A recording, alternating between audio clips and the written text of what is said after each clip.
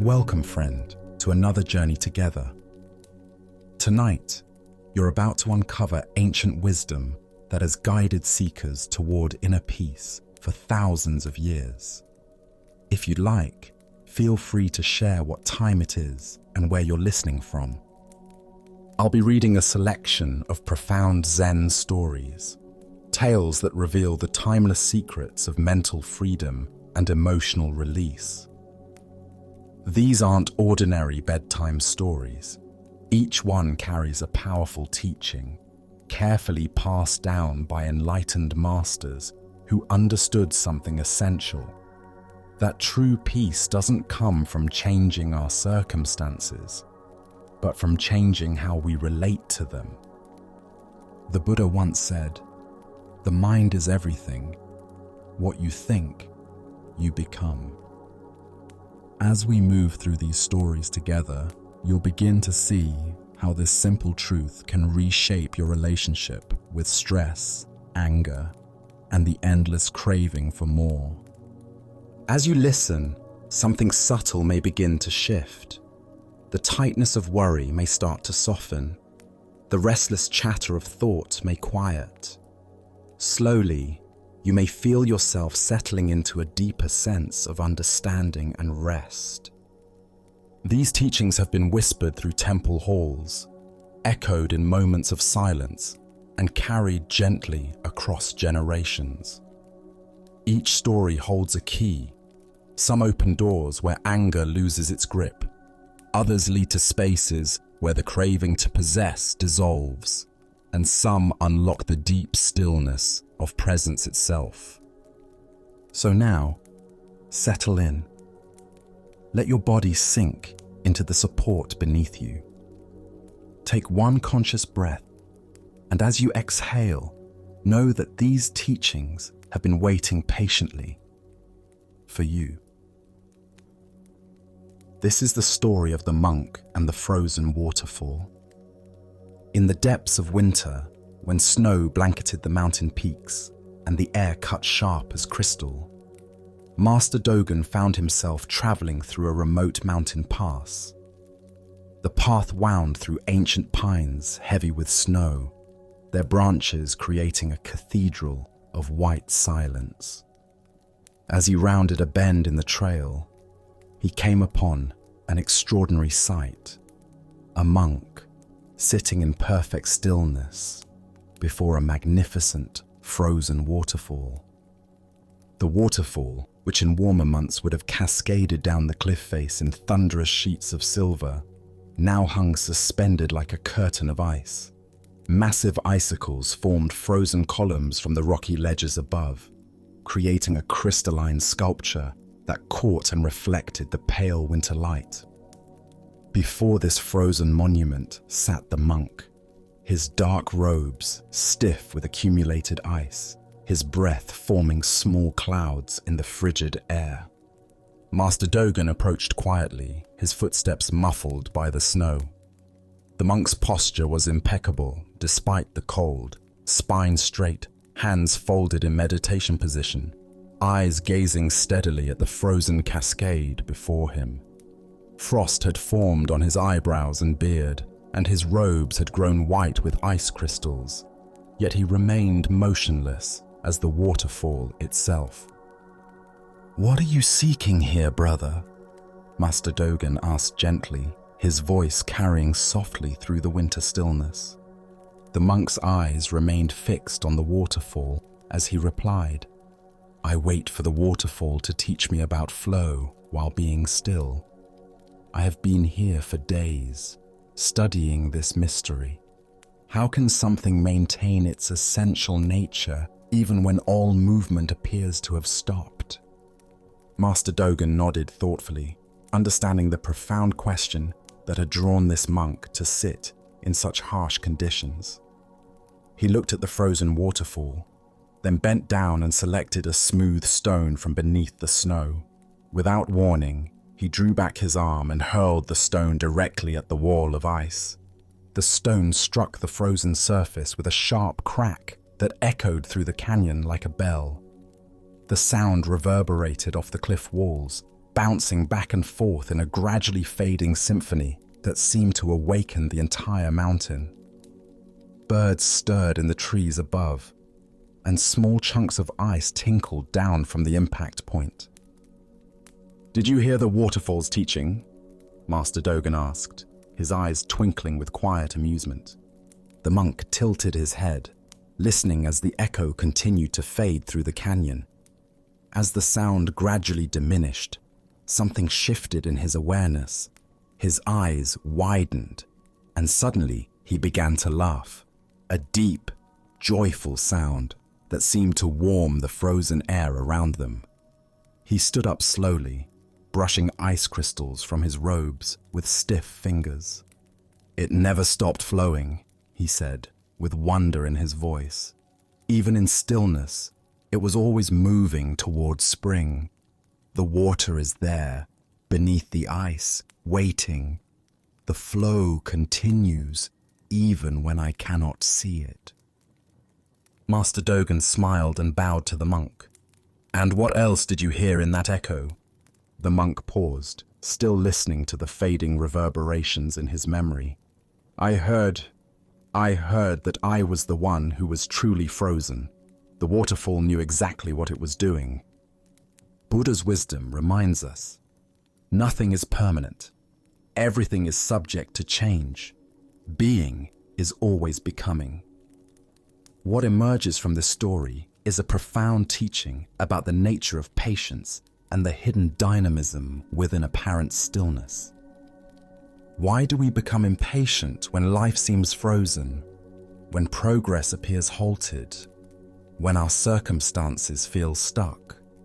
Zen Buddhism points to our fundamental misunderstanding of time and change.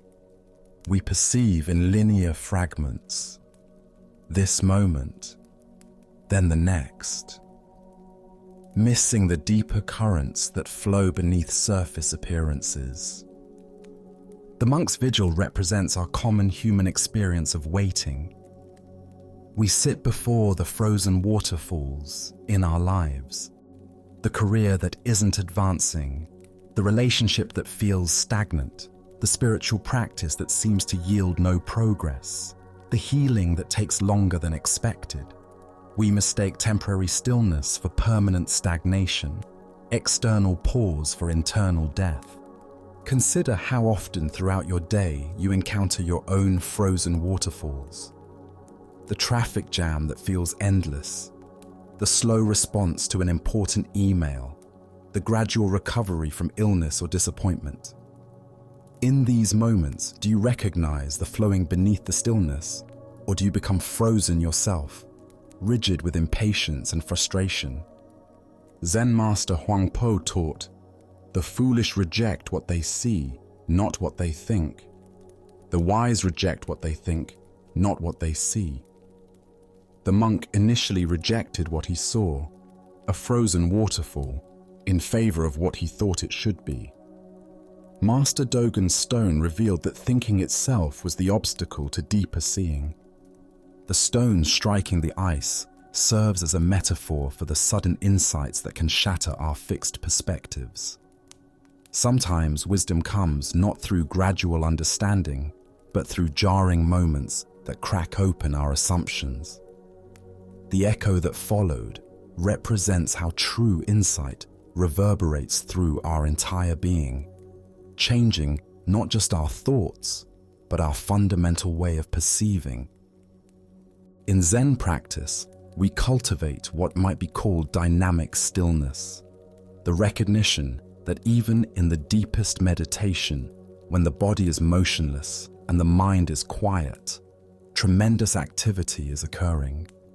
Cells are regenerating, the heart is beating, breath is flowing, consciousness is processing. The stillness is not empty, but full of potential, like the frozen waterfall carrying within it the promise of spring's return. The waterfall's teaching extends beyond patience to trust.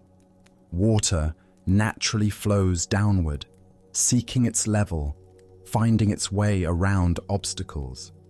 When winter comes, water doesn't fight the cold, It adapts, taking the form that conditions require while maintaining its essential nature. When spring returns, it will resume its visible flow without having lost anything essential during the frozen months. Tonight, as you consider the frozen waterfalls in your own life, can you sense the flow that continues beneath apparent stillness? Can you trust that the essential movement toward growth, healing, and awakening continues even when you cannot see evidence of progress? As the Buddha taught, drop by drop is the water pot filled. Likewise, the wise one, gathering it little by little, fills oneself with good. The waterfall teaches us that transformation happens both suddenly and gradually. Suddenly when we see clearly, gradually as conditions ripen toward change. Our next story reveals the subtle difference between perfection and presence. This is the tale of the tea master's empty cup. In the ancient art of tea ceremony, every movement carries meaning. Every gesture holds centuries of tradition. Master Seno had devoted his entire life to this practice, studying under the greatest teachers, perfecting each element until his ceremonies were renowned throughout the region. His reputation drew students from distant provinces, all seeking to learn the secrets of his flawless technique. One autumn morning, as golden leaves drifted past the windows of his tea house, Master Seno received an unexpected visitor. A Zen monk, travel-worn and humble, appeared at his door requesting nothing more than a moment of rest.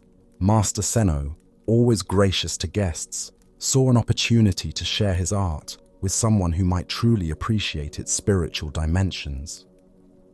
"Honored monk," he said with a deep bow, "please allow me to prepare tea for you.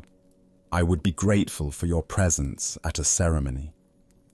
The monk accepted gratefully, settling onto the tatami mat with the simple ease of one accustomed to finding contentment in any circumstance.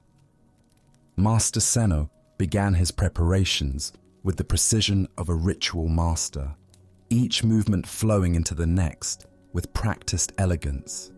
He selected the finest tea leaves from his collection, examining them with the attention of a jeweler appraising precious stones. The water was heated to exactly the right temperature, neither too hot to scorch the delicate leaves, nor too cool to release their essence. He measured each portion with mathematical precision, his hands moving with the confidence of decades of practice. As he whisked the tea, Master Seno's movements became a meditation in motion. The bamboo whisk cut through the green liquid in perfect arcs, creating foam of exactly the right consistency. His breathing synchronized with the rhythm of his hands, his entire being focused on creating the perfect cup of tea. The monk watched silently, his eyes following each gesture with quiet attention. Master Seno felt a deep satisfaction knowing that his movements were being witnessed by someone who could appreciate their precision. Every detail was perfect. The angle of the spoon, the timing of each pour, the graceful arc of his wrist as he positioned the cup. When the tea was ready, Master Seno presented it with ceremonial flourish. The cup itself was a masterpiece of pottery, its glaze catching the morning light in subtle patterns. Steam rose from the green liquid within, carrying the sweet, earthy fragrance that spoke of spring rains and mountain mists. The monk accepted the cup with both hands, following proper etiquette. He lifted it slowly, inhaling the delicate aroma with evident appreciation. Master Seno watched expectantly, anticipating the moment when his guest would taste the culmination of his artistry. But instead of drinking, the monk examined the beautiful ceramic vessel, turning it slowly to admire its craftsmanship. He brought the cup close to his face, breathing in the fragrant steam with closed eyes. Then, gently, He set the cup down on the mat between them, the tea untouched. Master Seno felt a flutter of confusion. "Is my tea not to your liking, Reverend Monk?" he asked, genuine concern in his voice. "Have I failed in some aspect of the preparation?" The monk looked up with kindness in his eyes. "Your tea is perfect, Master Seno. The preparation was flawless, the movements beautiful, the attention to detail extraordinary." He paused, his gaze gentle but penetrating. "But I was watching you drink it the entire time. There was nothing left for me." Master Seno stared at the monk, then at the full cup sitting between them. Slowly, the meaning of the words settled into his awareness like sediment settling in still water. His perfect ceremony, his flawless technique, his complete absorption in the performance. He had indeed consumed the tea through his own enjoyment of the process, leaving only the physical liquid for his guest. Understanding dawned, and Master Seno began to laugh. It started as a small chuckle, then grew into deep, appreciative laughter that seemed to fill the tea house with warmth. He had spent years perfecting the art of tea ceremony, but in his attachment to perfection, he had forgotten the ceremony's true purpose, the offering of presence, the sharing of a moment, the gift of simple being together. As the Buddha observed, attachment is the root of suffering. The heart of this lesson lies in understanding how our pursuit of perfection can become its own form of spiritual materialism, creating separation rather than connection. Why do we so often consume our own offerings through the very act of giving them? Zen Buddhism points to what might be called ego infiltration, the way our sense of self can colonize even our most generous impulses. When we perform acts of service, create works of art, or offer gifts to others, the ego often claims these actions as opportunities for self-enhancement rather than genuine offerings. Master Seno's predicament mirrors our daily experience in countless ways. Consider the parent who becomes so focused on providing the perfect birthday party that they miss their child's actual joy. The friend who prepares an elaborate meal while remaining so anxious about the cooking that they cannot enjoy their guests' company. The spiritual practitioner who becomes so attached to proper technique that they lose touch with the practice's purpose. This is not to diminish the value of skill, preparation, or attention to detail. Master Seno's technical mastery was genuine and beautiful.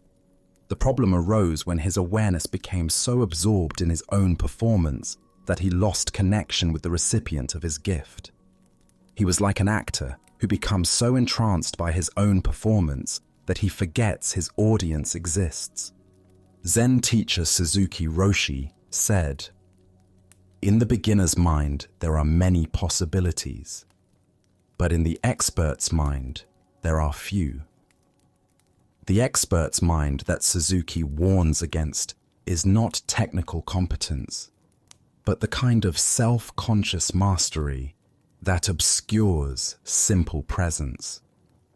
When we become overly identified with our roles, whether as tea master, parent, teacher, or friend, we risk losing touch with the fresh, spontaneous awareness that makes genuine connection possible.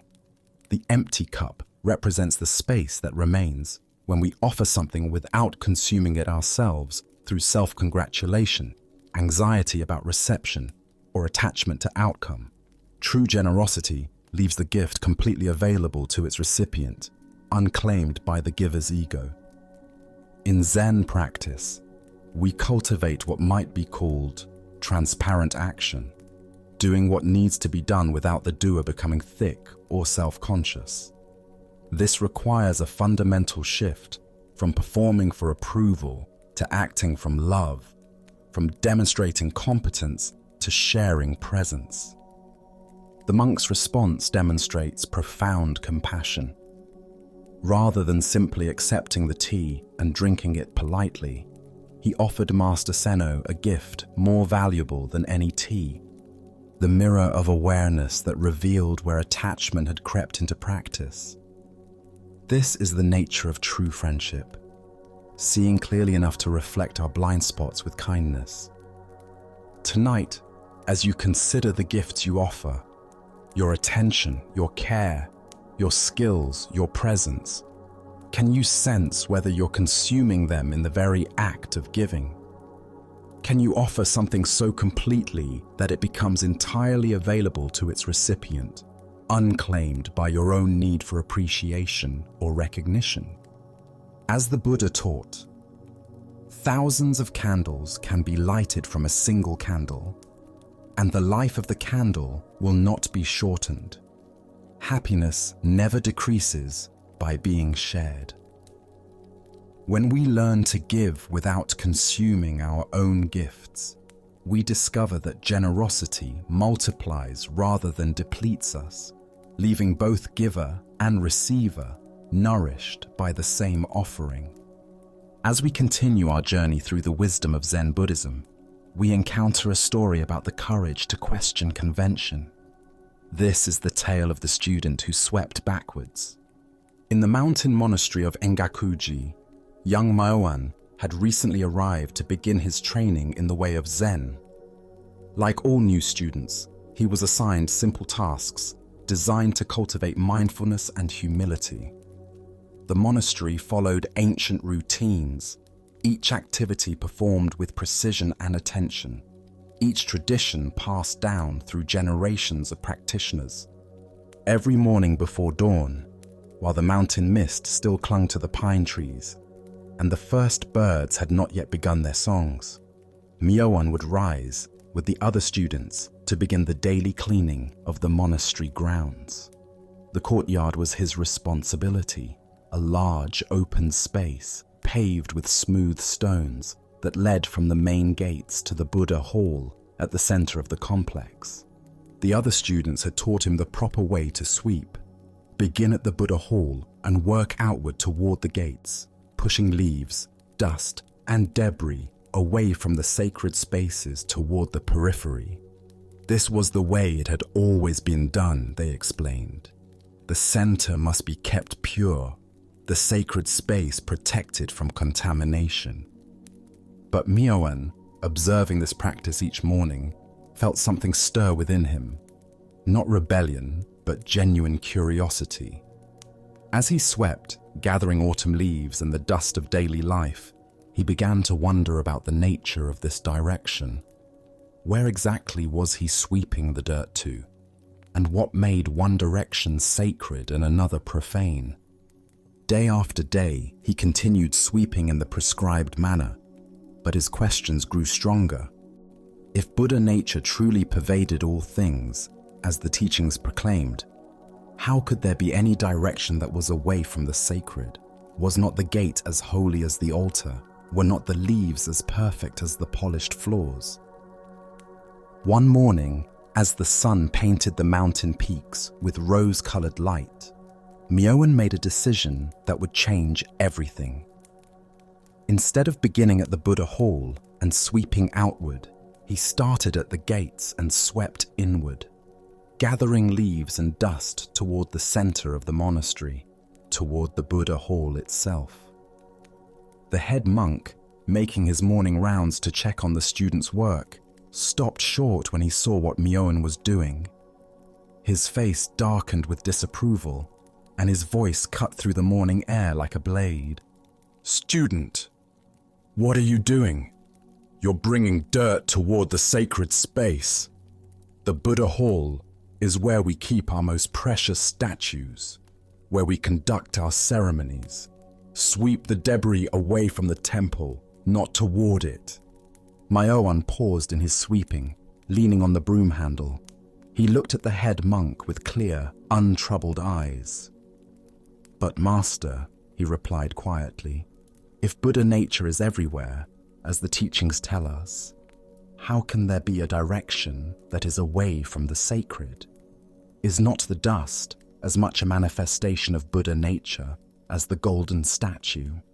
Are not the fallen leaves as perfect as the polished altar? The head monk's face flushed with anger. This was clearly insubordination, a dangerous questioning of established order. He raised his staff, the symbol of his authority, preparing to strike this impudent student who dared to challenge centuries of tradition. But as his arm reached the height of its swing, something extraordinary happened. The staff hung suspended in the air as the head monk's gaze fell upon the courtyard. Half of it had been swept in the conventional way by the other students, clean, proper, following tradition. The other half had been swept by Myoan toward the center, equally clean, equally orderly, but gathered in the opposite direction. Both halves were perfectly clean. Both reflected the same careful attention, the same devotion to the task. The only difference was the direction of the sweeping, and yet the result was identical. A courtyard free of debris, beautiful in its simplicity. The head monk's arm slowly lowered. He stood in silence, staring at the two halves of the courtyard, seeing in that moment the arbitrary nature of his own assumptions. The cleanliness was not in the direction of the sweeping, but in the quality of attention brought to the task. The sacredness was not in maintaining boundaries, but in recognizing the inherent perfection that exists everywhere. Without a word, he handed his staff to Myoan and asked to borrow the broom. The student and the teacher worked together in silence, completing the courtyard's cleaning, each following their own understanding of where the sacred resided. Ancient Buddhist wisdom tells us, the Dharma is like the ocean. It has room for all rivers. This tale unveils the profound difference between blind conformity and conscious practice, between following rules and understanding principles. Why do we so readily accept conventional directions without examining their deeper meaning? Zen Buddhism points to what might be called institutionalized unconsciousness, the way established practices can become rigid forms that obscure rather than reveal the very truths they were designed to express. Religious and spiritual traditions inevitably develop conventional forms, and these forms serve important purposes. They provide structure, preserve wisdom, and create containers for sacred experience. But when we mistake the form for the essence, the method for the goal, we risk losing touch with the living truth that the forms were meant to convey. Myoan's questioning represents the healthy skepticism that prevents spiritual practice from becoming mere habit. His question, how can there be a direction that is away from the sacred, cuts to the heart of non-dual awareness, the recognition that reality is not divided into sacred and profane realms, but is whole, seamless, and inherently perfect. Consider how often in your own life you follow directions without questioning their underlying assumptions. Perhaps you've been taught that certain emotions are negative and should be swept away, while others are positive and should be cultivated. But what if all emotions are equally sacred expressions of your humanity? What if the attempt to sweep away difficult feelings is itself a form of spiritual materialism? Or perhaps you've learned that certain thoughts are spiritual while others are mundane, that meditation cushions are more sacred than office chairs, that silence is holier than conversation. Myoan's insight suggests that this kind of categorical thinking creates artificial divisions in what is actually a seamless whole. Zen Master Linji taught, "If you meet the Buddha on the road, kill him." This shocking statement points to the same truth Myoan discovered. The moment we create fixed ideas about what is sacred and what is not, we limit our capacity to see the sacred everywhere. The real Buddha is not the statue in the hall, but the awakened awareness that recognizes its own nature in all things. The head monk's transformation in the story demonstrates the mark of a true teacher, the willingness to learn from students, to have assumptions challenged, and to recognize wisdom wherever it appears. His decision to hand over his staff and ask for the broom shows the kind of humility that keeps spiritual authority from becoming rigid dogma. This doesn't mean that all conventions are meaningless or that tradition has no value.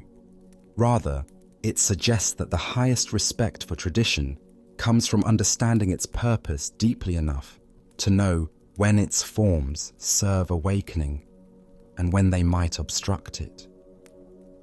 The image of the two halves of the courtyard, one swept conventionally, one swept toward the center, both equally clean, offers a powerful metaphor for the many valid paths to the same truth.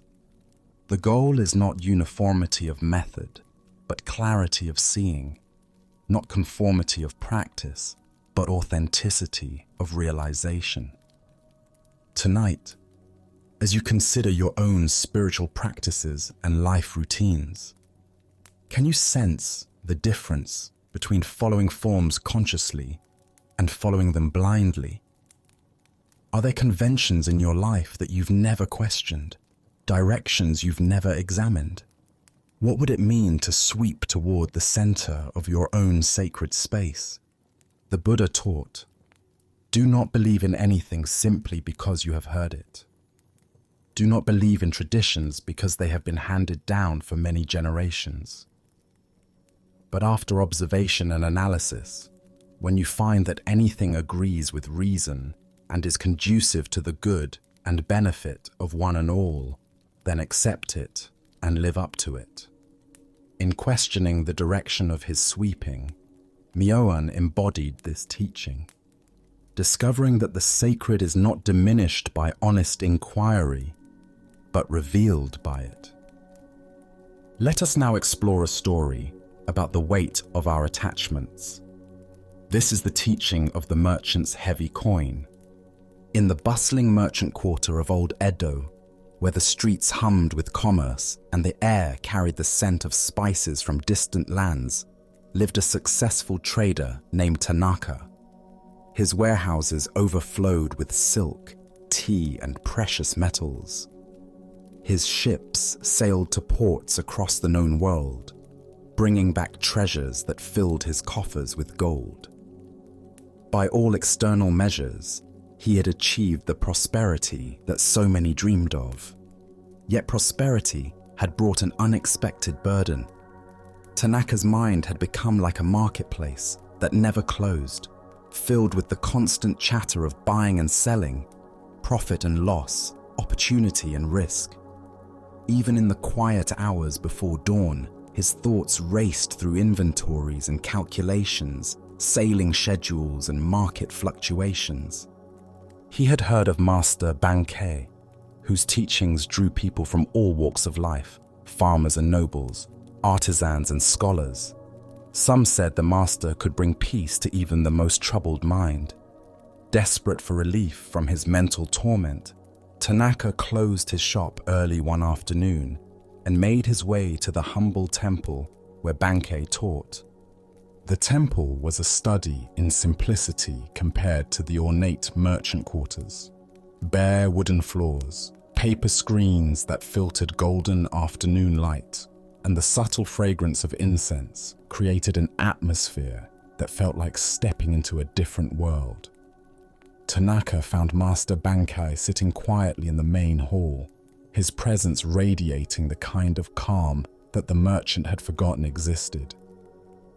"Master," Tanaka said, bowing deeply, "I have come seeking your guidance. I am a successful merchant, blessed with prosperity, but I find that meditation is impossible for me. My mind is always occupied with business concerns. No matter how I try to quiet my thoughts, they return immediately to matters of trade and profit. How can someone like me ever find peace?" Master Bankei regarded the troubled merchant with compassionate eyes. "Show me this busy mind," he said simply. Tanaka looked confused. "Well, right now, I'm thinking about a shipment of silk that should arrive tomorrow from the southern provinces. The weather might delay it, which would affect the price. And I'm concerned about the cost of rice this season. It's affecting my workers' wages. Then there's the question of whether my assistant in the warehouse can be trusted with the accounting. Just yesterday, I noticed discrepancies in the inventory that... Stop, Master Bankei said gently, raising his hand. The merchant's stream of words ceased abruptly. Master Bankei reached into his simple robe and withdrew a small gold coin, placing it on the low wooden table between them. The coin caught the afternoon light, gleaming against the dark wood. "Is this coin heavy?" the master asked. Tanaka reached out and picked up the coin, weighing it in his palm. It was well made, with crisp edges and the feel of pure gold, but physically it was quite small. "No, master, it's quite light. Perhaps the weight of a few flower petals." Master Bankei nodded slowly.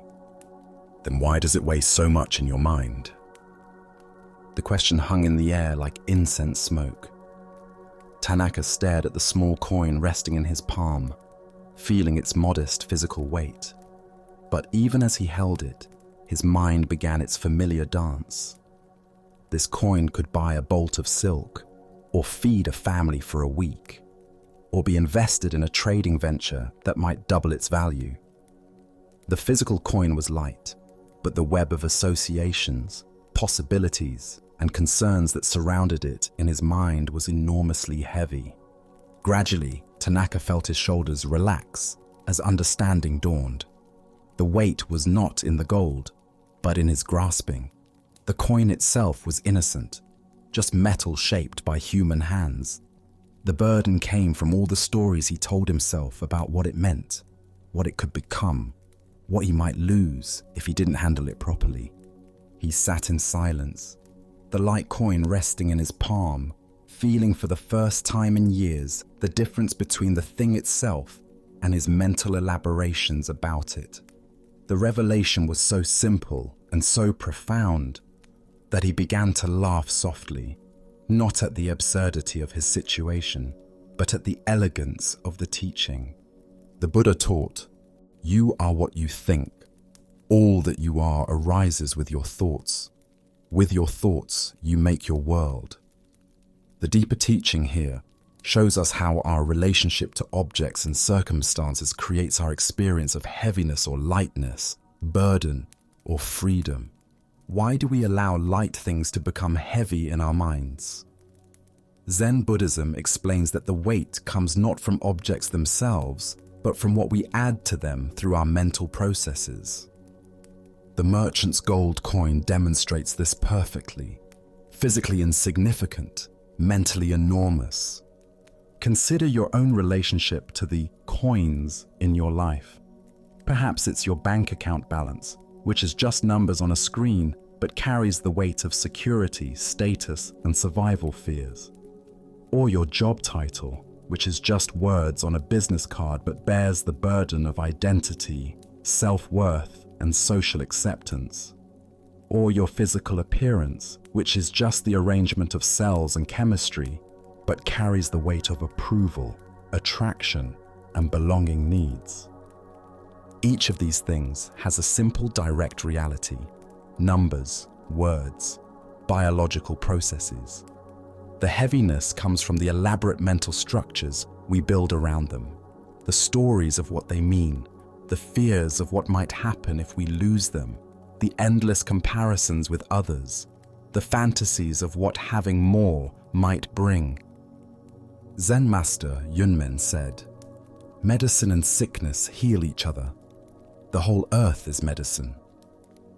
The medicine for the merchant's heavy mind was not to get rid of his gold coins, but to see them clearly without the added weight of mental fabrication. This teaching points to a fundamental principle in Zen practice. The problem is not in our circumstances, but in our relationship to our circumstances. The merchant didn't need to renounce his wealth or abandon his business. He needed to discover the difference between necessary practical thinking and compulsive mental elaboration. Look deeply at your own experience. How much of your mental suffering comes from the actual weight of your responsibilities, and how much comes from the stories you tell yourself about those responsibilities? When you worry about tomorrow's meeting, is the weight in the meeting itself, or in your projections about what might go wrong? When you feel burdened by your relationships, is the weight in the people themselves, or in your expectations and interpretations? The Buddha said, "Pain is inevitable, suffering is optional." The merchant's situation illustrates this perfectly. Running a business involves genuine challenges and requires real attention. This is the inevitable pain of engagement with the world. But the constant mental churning, the endless worry loops, the weight of compulsive thinking, this is the optional suffering that comes from not seeing clearly.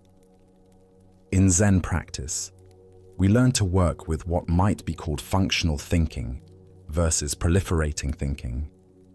Functional thinking is direct, purposeful, and practical. The shipment arrives tomorrow. I need to prepare the warehouse. Proliferating thinking is elaborate, repetitive, and often anxious. What if the shipment is delayed? What if the quality is poor? What if this affects my reputation? What if... The gold coin teaching offers a practical method for recognizing when thinking has become proliferative. When you notice mental heaviness, you can ask, what is the actual weight of the situation? Often you'll discover that the real circumstances are quite manageable, but your relationship to them has become complex and burdensome. Tonight, as you notice your mind gravitating toward the heavy coins in your life, the concerns, responsibilities, and challenges that seem to weigh so much, can you distinguish between their actual weight and the weight you add through mental elaboration? Can you hold them lightly, like the merchant learning to feel the true weight of gold? As the Buddha taught, holding on to anger is like picking up a hot coal with the intent of throwing it at someone else. You are the one who gets burned. The same principle applies to all our mental coins. The weight is not in the gold, but in the grasping. When we learn to hold our circumstances lightly, we discover that even the heaviest responsibilities can be carried with grace. Now, let us turn to a story about the essence beyond form. This is the tale of the master who forgot how to bow. Master Sengai had devoted 70 years of his life to the practice of Zen. He had trained under illustrious teachers, mastered the ancient texts, and guided countless students toward awakening. His reputation for wisdom and compassion had spread throughout the land, drawing visitors from distant provinces who sought his guidance. But as often happens with great age, his memory had begun to fade in small ways, creating moments of confusion that would have embarrassed a younger man. On this particular morning, the meditation hall was filled with an unusual gathering. Along with the regular community of monks and lay practitioners, a delegation of government officials had arrived to pay their respects to the venerable master. These were men of importance, accustomed to ceremony and proper protocol, who had come to honor the monastery with their presence and, not incidentally, to be seen honoring it. The morning ritual began as it had for centuries. Students and visitors filed into the meditation hall, taking their places on cushions arranged in precise rows. The ancient wooden floors creaked softly under the weight of so many bodies, and the air carried the familiar scent of incense mixed with the morning mist that drifted through the paper screens. As the senior teacher, Master Sengai was expected to lead the assembly in the traditional bows before the Buddha statue. These prostrations were performed with elaborate precision, a full prostration to the floor, hands placed just so, the timing synchronized with the rhythm of wooden blocks struck by the temple attendants. It was a ritual he had performed thousands of times, a dance of reverence so deeply embedded in muscle memory that it should have been automatic. But as Master Sengai approached the front of the hall, something strange happened. He paused before the golden Buddha statue, his hands beginning to move into the familiar position, then stopping uncertainly. He looked at his hands as if they belonged to someone else, then glanced around at the assembled practitioners who were waiting for his lead. The younger monks watched with growing concern as their revered teacher stood motionless, clearly struggling to remember the proper form. Some of the visiting officials shifted uncomfortably on their cushions, whispering among themselves. The moment stretched on, becoming increasingly awkward as the entire assembly waited for Master Sengai to begin the ceremony. One of the visiting dignitaries, a man accustomed to having his own importance acknowledged, could not contain himself. In a voice loud enough for everyone to hear, he whispered to his companion, "How shameful. The master has forgotten the Dharma. How can someone who claims to be enlightened forget such basic practices?" Master Sengai's hearing, though aged, was still sharp enough to catch these words. He turned toward the voice with a gentle smile, showing no trace of embarrassment or offense. Instead of attempting to fumble through the traditional bows or asking for assistance, he did something completely unexpected. He walked slowly to the center of the meditation hall, where everyone could see him clearly. There, he simply stood quietly with his hands resting naturally at his sides, his posture upright but relaxed, his breathing calm and steady. The morning light filtering through the paper screens seemed to illuminate his weathered face. And in that moment, his very presence filled the hall with a quality of peace that was more profound than any formal ceremony. "I have forgotten how to bow," he announced to the entire assembly, his voice carrying easily through the sudden silence. "But I have not forgotten how to be grateful." The effect of these words was immediate and transformative. The hall fell into a silence so complete that even the birds outside seemed to pause in their singing. In that moment of perfect stillness, Master Sengai's simple standing became more eloquent than 1,000 perfect prostrations. His presence itself was a teaching more profound than any formal demonstration of religious protocol. The visiting officials, who moments before had been whispering their criticism, found themselves profoundly moved. The younger monks, who had been worried about their teacher's lapse in memory, suddenly understood that they were witnessing something far more valuable than correct technique. In forgetting the form, Master Sengai had revealed the essence that the form was meant to express. He stood there for several more moments, his very being radiating the gratitude he had spoken of. Gratitude for the morning light, for the assembly gathered in practice, for the breath moving through his aged body, for the simple miracle of being present in this moment. His stillness was not empty, but full, not a failure to act, but a perfect expression of what lies beyond all actions. Buddha spoke of this when he said, "Better than 1,000 hollow words is one word that brings peace." This story points us toward understanding the relationship between spiritual form and spiritual essence, between religious protocol and authentic realization. Why do we sometimes become so attached to spiritual forms that we lose touch with their purpose? Zen Buddhism explains that practices and rituals serve as fingers pointing at the moon, valuable as long as we remember they're meant to direct our attention towards something beyond themselves. The danger comes when we mistake the finger for the moon, the method for the goal. Master Sengai's failure to bow correctly became a teaching about the difference between performing gratitude and being grateful.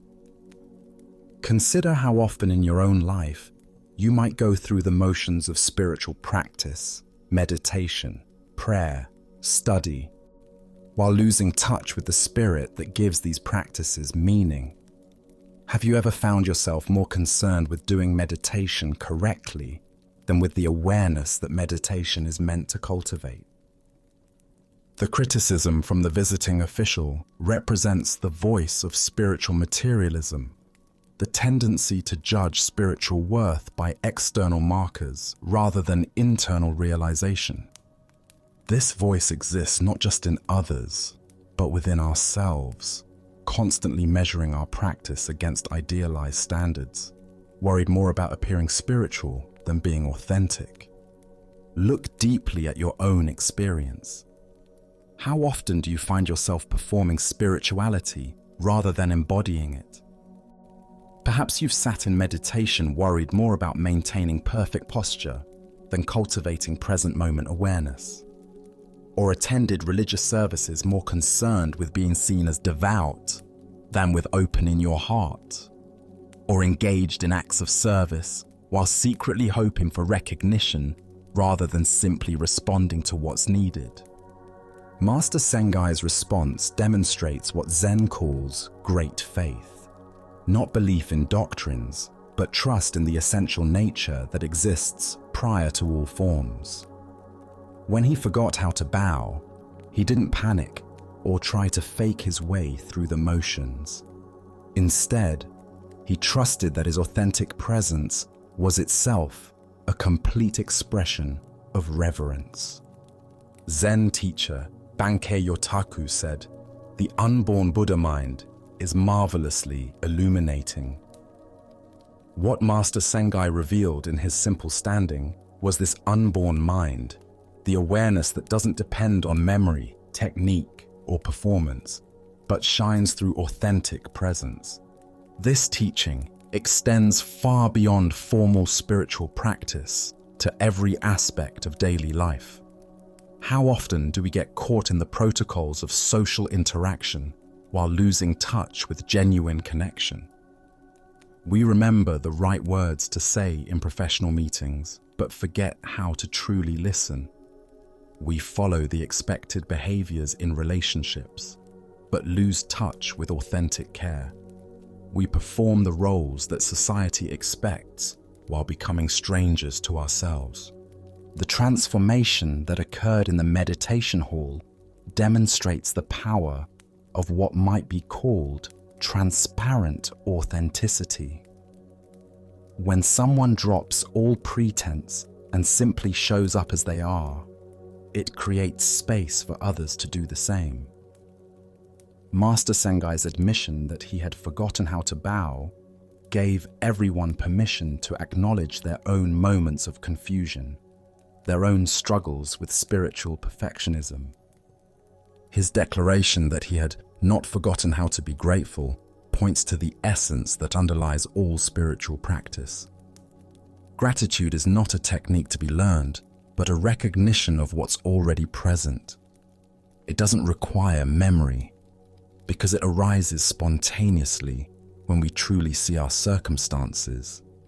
It doesn't need perfect expression, because it is itself the perfection we seek. The image of Master Sengai standing simply in the morning light, his presence filling the hall with peace, offers a powerful teaching about what Zen calls just sitting. In Shikantaza, the practice of just sitting, we discover that meditation is not something we do, but something we are. Enlightenment is not a state we achieve, but our natural condition when we stop trying to be something other than what we are. This doesn't mean that forms and practices are meaningless. The traditional bows, the meditation postures, the chanted prayers, all of these can be valuable supports for spiritual development, but they serve their highest purpose when they help us discover the essence that doesn't depend on form, the gratitude that doesn't require technique, the peace that exists prior to all practices. Tonight, As you consider your own spiritual journey, can you sense the difference between performing practice and being present? Are there forms in your life that have become rigid, techniques that have become obstacles to the very awareness they were meant to cultivate? What would it mean to forget how to bow, but remember how to be grateful? As the Buddha taught, believe nothing, no matter where you read it or who said it, no matter if I have said it, unless it agrees with your own reason and your own common sense. Master Sengai's teaching emerges not from perfect memory or flawless technique, but from the common sense of an awakened heart that recognizes gratitude as the most natural response to existence itself. In forgetting the form, he remembered the essence. In releasing the protocol, he revealed the presence that all protocols are meant to serve. His simple standing became a gesture more profound than any prostration, because it arose not from habit or expectation, but from the spontaneous expression of what he truly was, a human being awake to the miracle of being alive.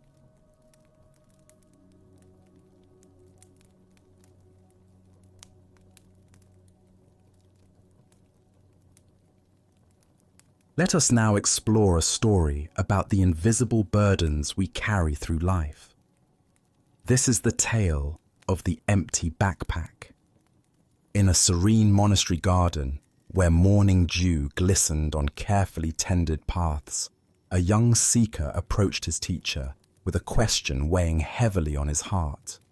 His eyes reflected both determination and confusion as he bowed respectfully.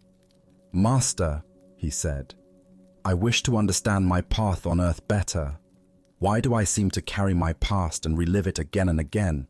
Why can't I get past my past?" The master studied the young man with compassionate eyes, then gestured toward an intricate maze of translucent silk panels, shimmering in the garden's filtered sunlight. "Go forward into the maze," he said, reaching for a leather backpack. "But carry this as you walk. It will help you stay focused. Be careful though, as it is quite heavy."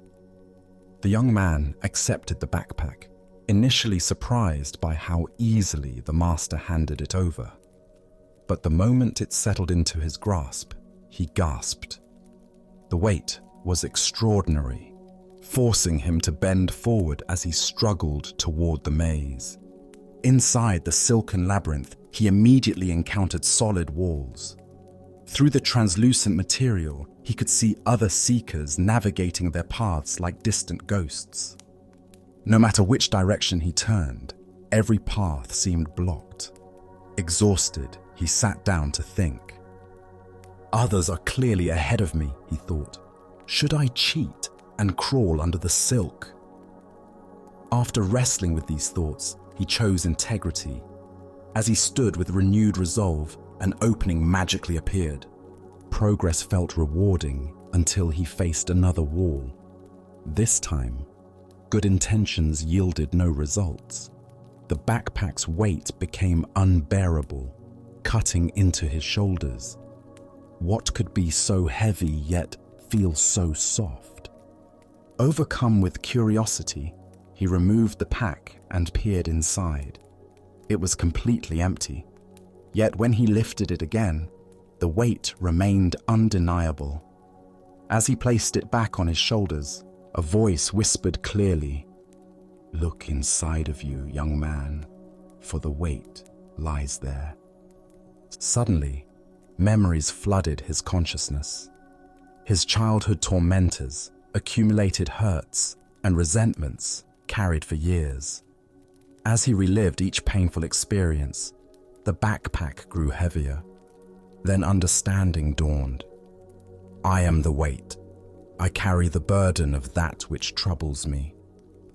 With this insight, he began the work of forgiveness.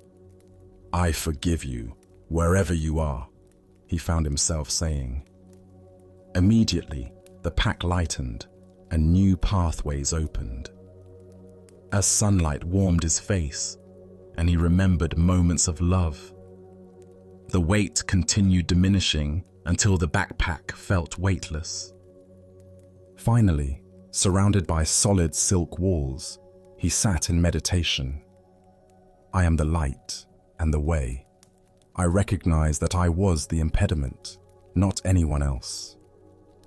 At these words, his feet began rising from the earth.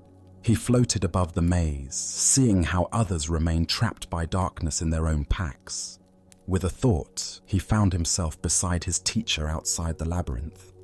"Master," he said, his face radiant, "I discovered that my darkness caused my weight, and my lightness freed me to fly."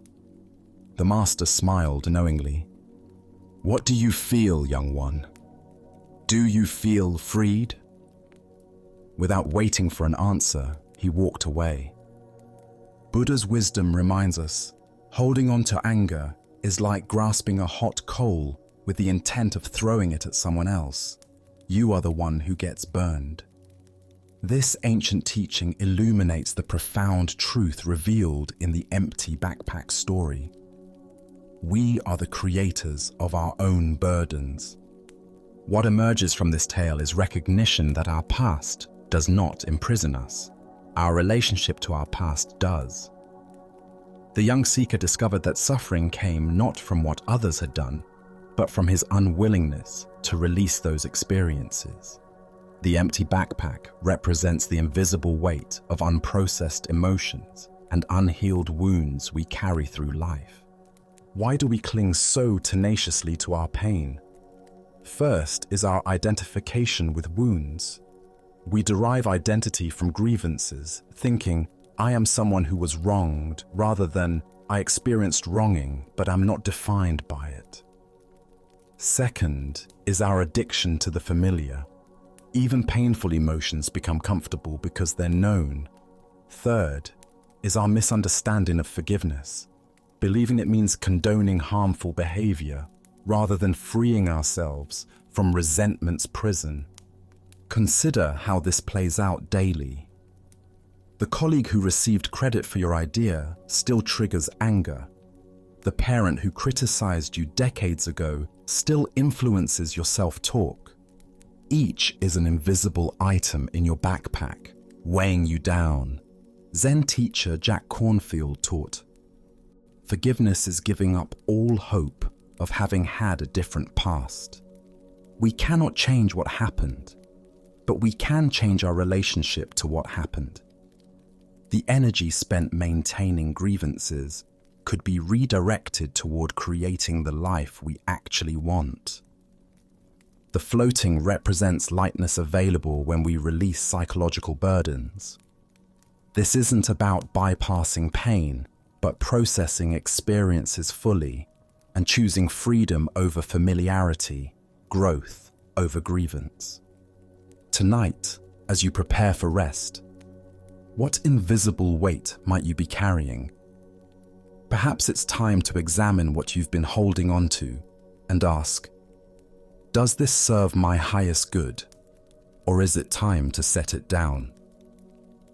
As the Buddha taught, you yourself, as much as anybody in the entire universe, deserve your love and affection. The path to freedom begins with radical self-forgiveness and willingness to travel light through life's inevitable challenges. Our next story reveals the difference between technical mastery and true mastery of oneself. This is the lesson of the archer and the bridge. A young man had devoted years to perfecting his skill with the bow and arrow. Day after day, he practiced in all weather conditions, his dedication absolute, his focus unwavering. His technique became flawless, his aim so precise that he rarely missed his target, even at great distances. Word of his remarkable ability spread throughout the region, and he began winning archery contests one after another, each victory feeding his growing pride and confidence.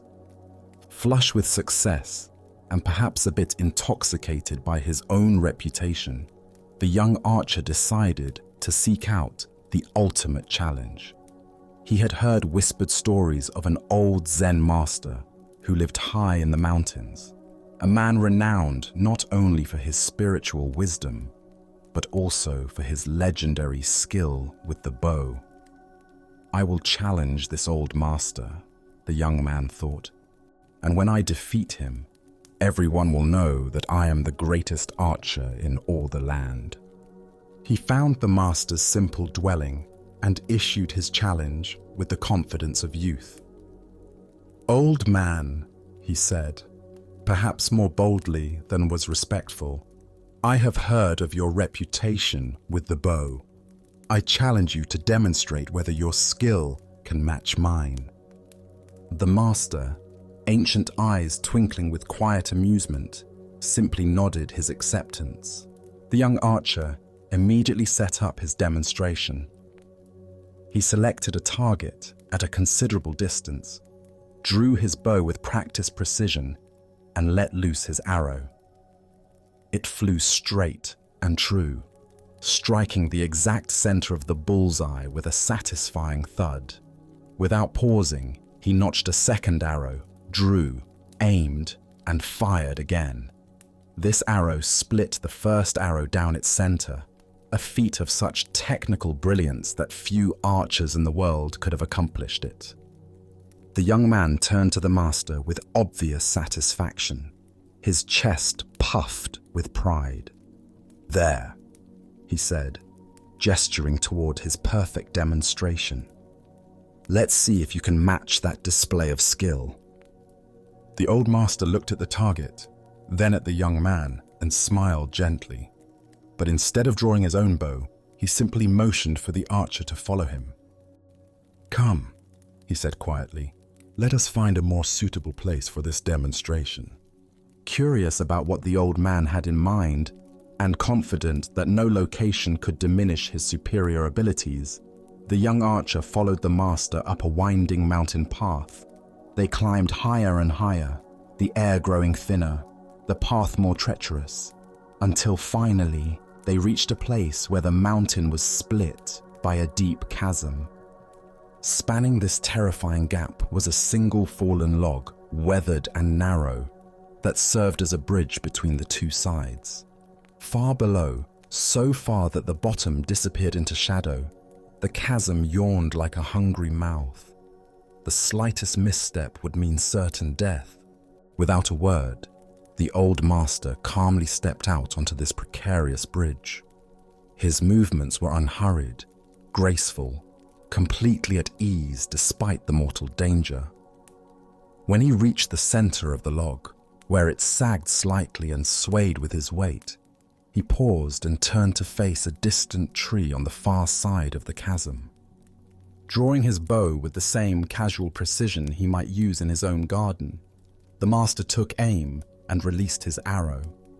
It flew across the void and struck the distant tree with a clean, direct hit. Not necessarily more accurate than the young man's shots, but accomplished under conditions that would challenge even the most seasoned warrior. The master then gracefully stepped back onto solid ground and gestured toward the log bridge. "Now it is your turn," he said simply. The young archer approached the edge of the chasm and looked down into the seemingly bottomless abyss. His mouth went dry, his palms began to sweat, and his legs trembled beneath him. The very thought of stepping onto that narrow, unstable bridge filled him with paralyzing terror. The technical skill that had made him so confident suddenly seemed irrelevant in the face of this primal fear. He tried to force himself forward, but his body refused to obey. His hands shook so violently that he couldn't even grip his bow properly, much less aim with any precision. The steady breathing and focused concentration that had served him so well in controlled conditions completely abandoned him. The master watched this struggle with compassionate understanding. "You have developed great skill with your bow," he observed gently, "but you have little skill with the mind that lets loose the shot." As the Buddha taught, the mind is everything. What you think, you become. This ancient wisdom illuminates the difference between mastery of technique and mastery of the mind that employs the technique.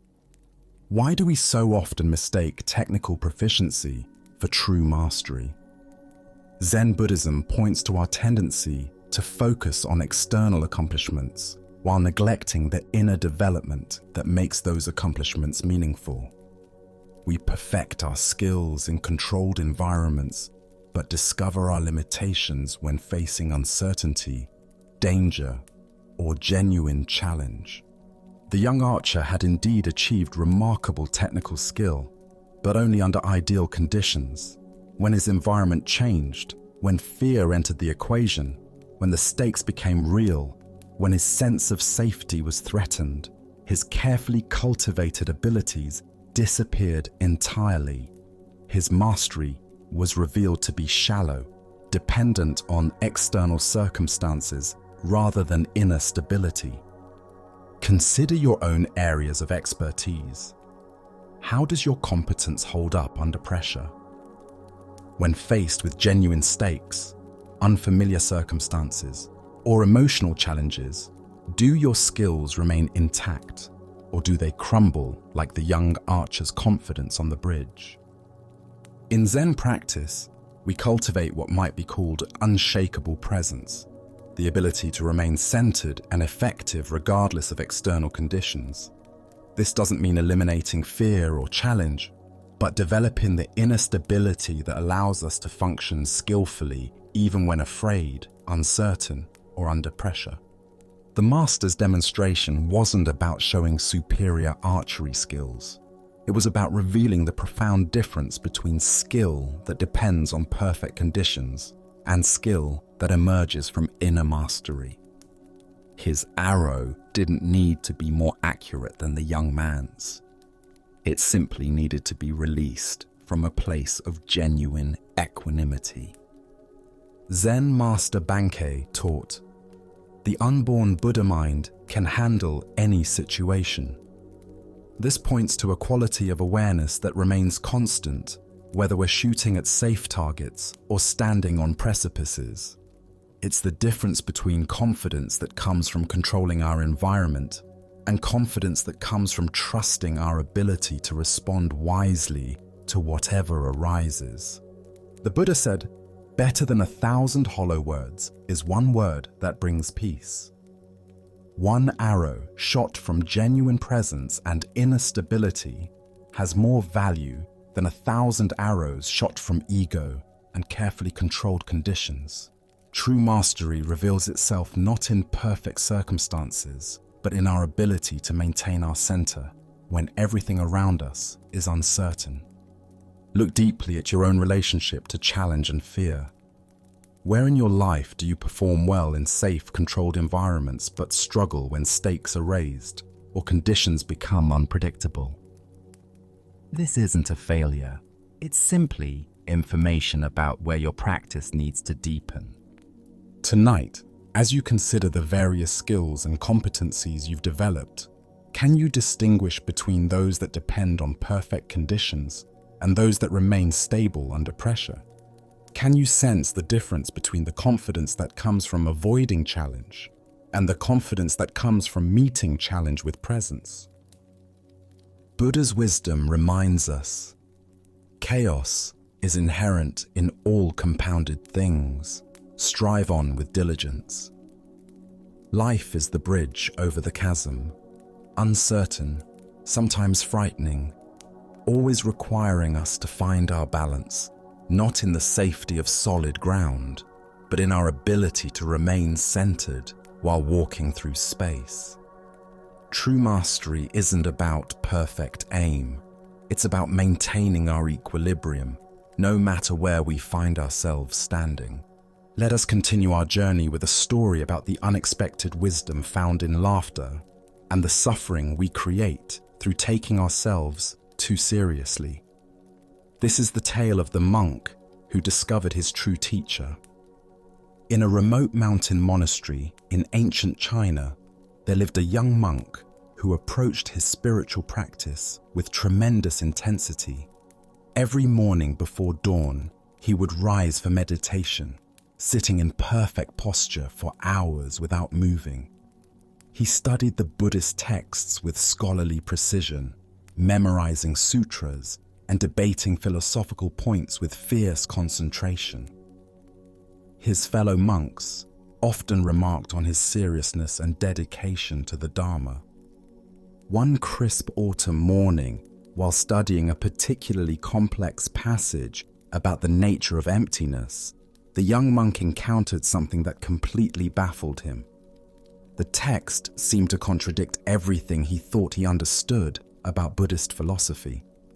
The words appeared clear enough individually, but their meaning together seemed to dissolve into paradox the moment he thought he grasped it. Determined to understand, he carefully marked the passage and made his way to the master's quarters. The old teacher sat in his simple room, sunlight streaming through paper windows, creating patterns of light and shadow on the wooden floor. "Venerable master," the monk said, bowing deeply, "I have encountered a teaching that I cannot comprehend. Could you please illuminate its meaning for me?" He recited the passage with careful precision, explaining his confusion and the various interpretations he had considered. The master listened attentively, nodding occasionally, his expression thoughtful and engaged. When the young monk finished his earnest explanation, something unexpected happened. The master's face suddenly broke into a broad smile, then quiet chuckling, and finally erupted into hearty, uncontrollable laughter. His whole body shook with mirth, tears streaming down his weathered cheeks. The monk stood frozen, completely bewildered. This was not the response he had anticipated. Where he expected profound wisdom and careful explanation, he found only laughter. The master's amusement seemed to fill the entire room, echoing off the walls and growing even more intense. Without offering any explanation, the master stood up, still laughing, and walked out of the room, leaving the young monk alone with his confusion and growing distress. For the next 3 days, the monk could think of nothing else. The master's inexplicable laughter haunted him constantly. He barely touched his meals, his meditation was scattered and unfocused, and sleep came only in brief, restless intervals. The question consumed him entirely. Why had his sincere spiritual inquiry been met with such puzzling amusement? Other monks noticed his distressed state, but his responses to their concerns were vague and troubled. He felt humiliated, confused, and increasingly agitated. Had the master been mocking his understanding? Was his question somehow foolish? Did his years of dedicated practice mean nothing? Finally, unable to bear the torment any longer, he returned to the master's room. This time, he didn't bow or recite passages. Instead, he spoke directly from his heart. "Master, for 3 days I have been deeply disturbed by your reaction to my question. I cannot eat, sleep, or meditate properly. Please tell me, why did you laugh at my sincere seeking? Have I done something wrong?" The master's expression became gentle and compassionate. He gestured for the young monk to sit beside him, then spoke with quiet clarity. "Monk, do you know what your problem is?" the master asked kindly. "Your problem is that you are worse than a clown." The words hit the young monk like a physical blow. His eyes widened in shock and dismay. "Venerable sir, how can you say such a thing? How can I be worse than a clown? I have dedicated my life to spiritual practice, to understanding the Buddha's teachings. I have sacrificed worldly pleasures and pursued wisdom with complete sincerity. How can you compare me to a mere entertainer?" The master smiled warmly and explained, "A clown's greatest joy comes from making people laugh. When others laugh, the clown feels fulfilled and happy. His entire purpose is to bring lightness and joy to the world. But you, when another person laughs, you feel disturbed, upset, and tormented. Tell me, are you not worse than a clown? At these words, understanding dawned like sunrise breaking through clouds. The young monk saw immediately how his attachment to being taken seriously had created his suffering. He had been so invested in his image as a dedicated practitioner that he couldn't receive the master's joy. The laughter hadn't been mockery. It had been pure delight at the beauty of the Dharma expressing itself through paradox.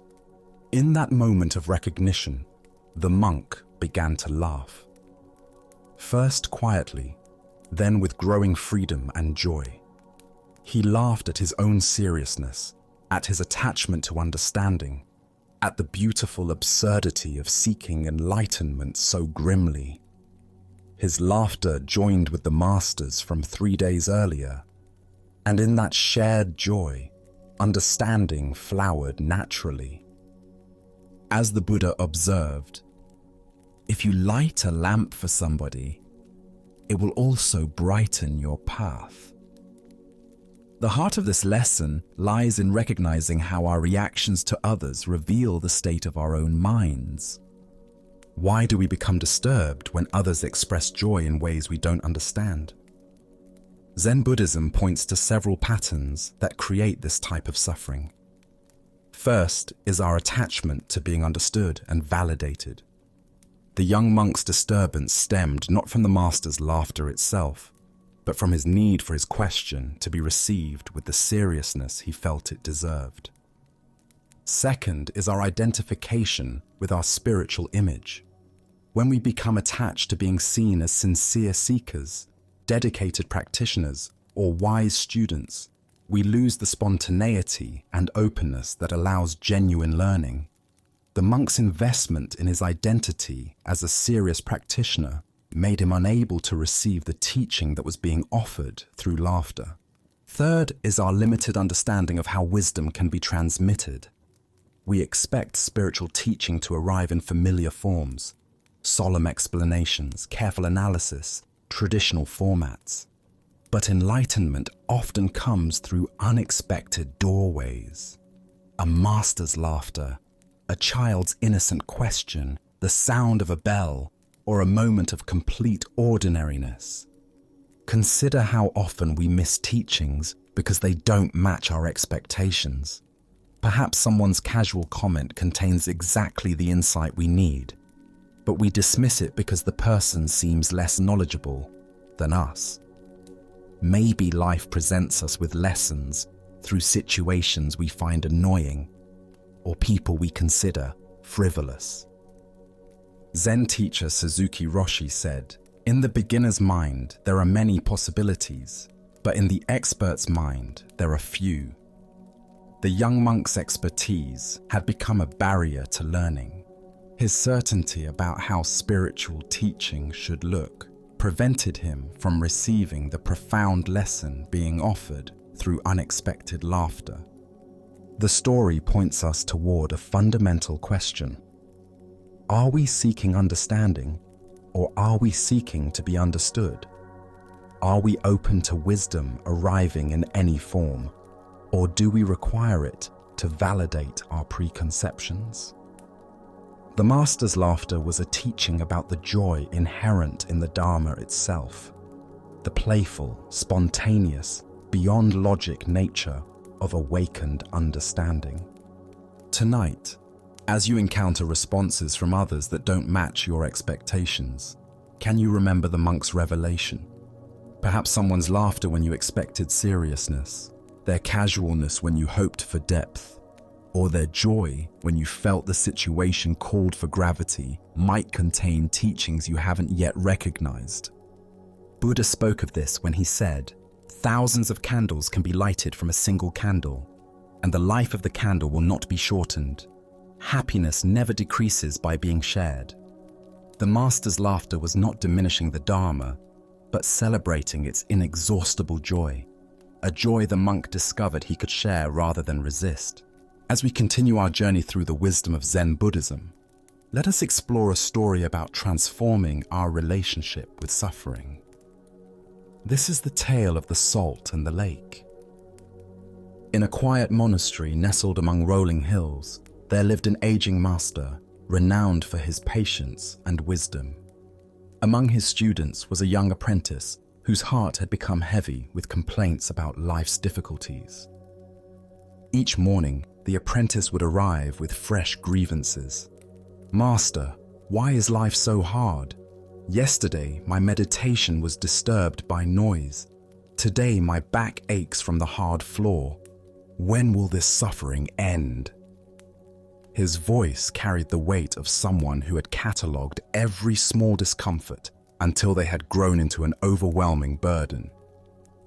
The master listened with infinite patience, but as days turned to weeks, he recognized that words alone would not shift his student's perspective. One crisp morning, as golden sunlight streamed through their simple dwelling, the master made an unusual request. "My dear student," he said gently, "I need you to go to the kitchen and bring me some salt. Just a handful will suffice." The apprentice, puzzled by this simple task, nonetheless obeyed. He returned with cupped palms containing coarse white crystals. "Now," the master instructed, producing a small glass of water, "place all of that salt into this glass and drink it." The young man hesitated. "Master, that seems like far too much salt for such a small amount of water." "Trust the process," the master replied. "Drink." The apprentice poured the salt into the glass, watching the crystals dissolve into a cloudy, unappetizing mixture. He lifted it to his lips and took a large gulp, immediately grimacing as the intensely bitter taste filled his mouth. "How does it taste?" the master asked. "Bitter," the apprentice spat. "Terribly, overwhelmingly bitter. I can barely stand it." The master chuckled softly. "Excellent. Now bring that same amount of salt and come with me." Together, they walked in contemplative silence until they reached the shores of a pristine mountain lake. The water stretched before them like a mirror, reflecting the sky so perfectly that it was difficult to tell where earth ended and heaven began. "Now," the master said, "place this handful of salt into the lake." The apprentice waded into the shallow water and opened his hands, watching as the salt crystals scattered across the lake's surface, quickly dissolving without leaving any visible trace. "Drink from the lake," the master instructed. The young man cupped the lake water in his hands and brought it to his lips. The water was clean, refreshing, with the pure taste of mountain streams. "How does it taste?" the master asked. "Much fresher," the apprentice replied, genuinely surprised. "Clean and pure." "Do you taste the salt?" the master inquired gently. The student paused, paying careful attention. "No," he said slowly. "I don't taste any salt at all." The master sat beside his student on a smooth stone at the water's edge. His weathered hands reached out to clasp the young man's hands in profound tenderness. "My dear student," the master said, "the pain of life is pure salt, no more, no less. The amount of pain in existence remains constant, but the amount of bitterness we experience depends entirely on the container we put that pain into." The apprentice listened with new understanding. "When you are in pain," the master continued, "the only thing you can truly control is your response. You can choose to be a small glass where every grain of salt overwhelms your senses, or you can choose to enlarge your sense of things to become like this vast lake where the same salt dissolves harmlessly into something much greater." The master paused. Stop being a glass, my friend. Become a lake. The Buddha once said, "Pain is certain, suffering is optional." This fundamental teaching reveals the heart of our relationship with difficulty. We cannot eliminate the challenges woven into human existence, but we have tremendous power over how that pain affects us. What emerges from this story is understanding about consciousness itself. Our awareness is not fixed in size. It can contract into the narrow confines of a glass, where every difficulty looms enormous, or it can expand into the spaciousness of a lake, where the same difficulties become manageable. Why do we often choose to be the glass rather than the lake? First is our tendency toward pain myopia, becoming so focused on discomfort that it fills our entire awareness. Second is our habit of story proliferation, taking a single, painful event and creating elaborate narratives about how unfair life is. Third is the comparing mind, measuring our pain against an imaginary standard of how life should be. The lake perspective doesn't minimize genuine pain or suggest passivity. Rather, it offers a skillful way of relating to inevitable challenges that doesn't compound them with unnecessary suffering. From lake consciousness, we can respond to problems more creatively because we're not overwhelmed. Zen master Thich Nhat Hanh taught, "Thanks to impermanence, everything is possible." From the lake perspective, we remember that everything arises and passes away within the vast space of awareness. Today's crisis becomes tomorrow's memory. We become a lake through practices that naturally expand awareness. Meditation teaches us to rest in spacious presence. Gratitude helps us notice experiences beyond immediate difficulties. Service reminds us that our pain is part of shared human experience. Tonight, as you reflect on current challenges, can you sense the difference between experiencing them from glass consciousness versus lake consciousness? What would it feel like to allow your awareness to expand beyond the immediate intensity of difficulties to include the vast context of this moment? As the Buddha taught, if you want to know your mind, sit down and observe it. If your mind is clear, happiness will come. The clarity he speaks of is not the absence of salt, but the spaciousness to hold it skillfully. In becoming lakes rather than glasses, we discover that pain can become a gateway to deeper compassion and freedom. Let us continue with a story about the limits of understanding and the honesty of not knowing. This is the teaching of the Emperor and Master Gudo.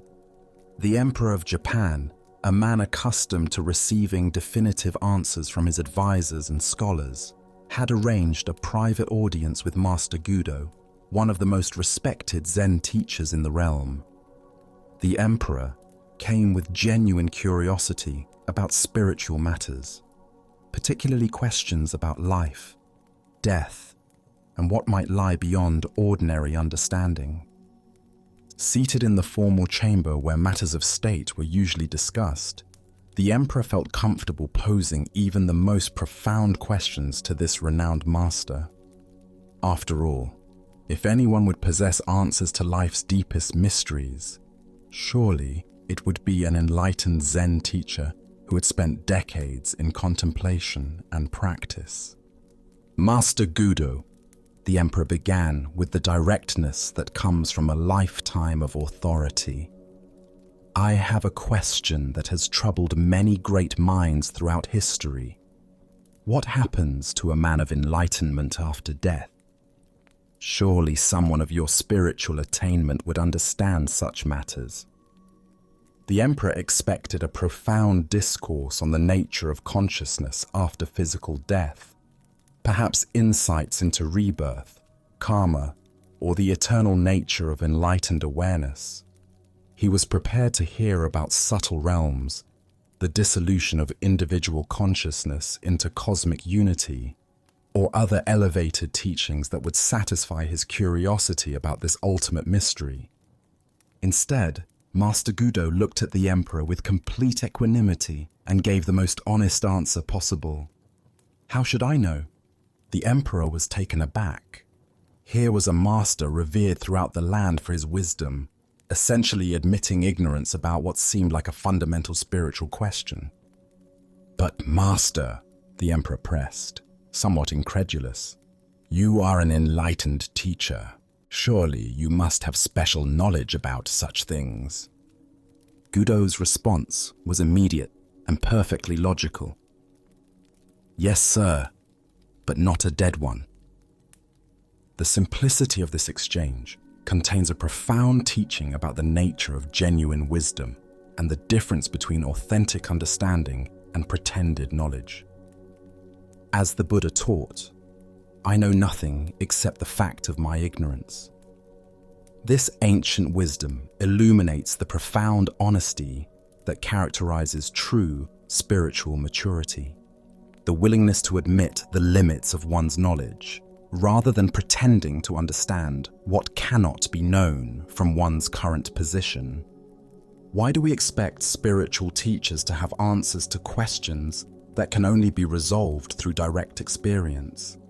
Zen Buddhism emphasizes the importance of distinguishing between conceptual knowledge and lived understanding, between what we can theorize about and what we can actually know. Master Gudo's response wasn't a failure of wisdom, but a demonstration of it. He refused to engage in speculation about experiences he hadn't had, even when pressed by someone in a position of great authority. His honesty revealed more wisdom than any elaborate theory about post-death consciousness could have provided. Consider how often in daily life we pretend to know things we don't actually know. Whether it's offering confident opinions about complex social issues, giving definitive advice about other people's relationships, or claiming certainty about uncertain outcomes, we often feel pressured to appear knowledgeable rather than admitting the limits of our understanding. The emperor's assumption that enlightenment should include knowledge about death reflects a common misconception about spiritual development. We imagine that awakening provides a comprehensive database of cosmic information rather than a fundamental shift in how we relate to not knowing. In Zen practice, we cultivate what Suzuki Roshi called "don't know mind," a state of open awareness that doesn't need to fill every gap in understanding with theories or beliefs. This isn't ignorance, but a wise recognition that direct experience is more valuable than second-hand information. Zen Master Linchi taught, "There is nothing special to do, nothing special to learn." Enlightenment doesn't grant supernatural knowledge about matters beyond ordinary experience. A living master knows about living. What happens after death remains in the realm of speculation until one actually dies. The Buddha said, "Believe nothing merely because you have been told it, but whatsoever, after due examination and analysis, you find to be conducive to the good, the benefit, the welfare of all beings. That doctrine believe and cling to." Even the Buddha encouraged direct investigation over accepting claims based on authority. Gudo's teaching reveals the freedom that comes from releasing the need to have opinions about everything. How much mental energy do we waste constructing theories about things we cannot possibly know? How much suffering comes from worrying about scenarios we can only imagine? Look deeply at your own relationship with not knowing. Where do you pretend certainty to avoid the discomfort of uncertainty? What would change if you could say, "I don't know," with the same confidence that Master Gudo displayed? The emperor sought knowledge about death from someone who was vibrantly alive. But true wisdom might be found not in accumulating information about future experiences, but in fully engaging with present reality. The mystery of death is honored not by pretending to solve it, but by living authentically in the face of it. Tonight, as you encounter questions about the future, about others' motivations, or about cosmic mysteries, can you remember Master Gudo's honest simplicity? Can you find the courage to admit when you don't know, discovering that don't know mind might be wiser than all our clever theories? Buddha's wisdom reminds us, the only true wisdom is in knowing you know nothing. In a world full of false certainties and confident ignorance, the Master's honest, "How should I know?" points toward a more genuine relationship with mystery, one that honors what cannot be known, while fully embracing what can be directly experienced. Now, let us explore a story about the paradoxical nature of spiritual seeing and the limits of conceptual understanding. This is the teaching of 3 strikes and deeper vision. In the mountain monastery, where the 6th patriarch Huineng taught, students came from across China to study with the master, whose realization was said to surpass all others of his time. Among these seekers was a brilliant young monk named Shen Hui, known for his sharp intellect and probing questions. Unlike many students who approached the patriarch with humble requests for basic instruction, Shen Hui often challenged the master with sophisticated philosophical inquiries. One afternoon, as golden sunlight streamed through the monastery windows and the air carried the peaceful sounds of monks going about their daily practice, Shen Hui found the 6th patriarch sitting quietly in the main hall.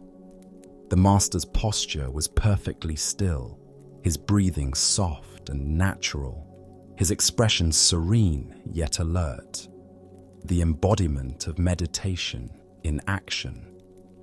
Seeing an opportunity to test his understanding against the master's realization, Shen Hui approached with a question that had been forming in his mind during his own meditation practice. The nature of perception during spiritual practice had become a source of great curiosity and confusion for him. "Hi, Master," Shen Hui said, bowing respectfully but speaking with the confidence of someone who believed his question particularly insightful. "When you sit in meditation, do you see or not?"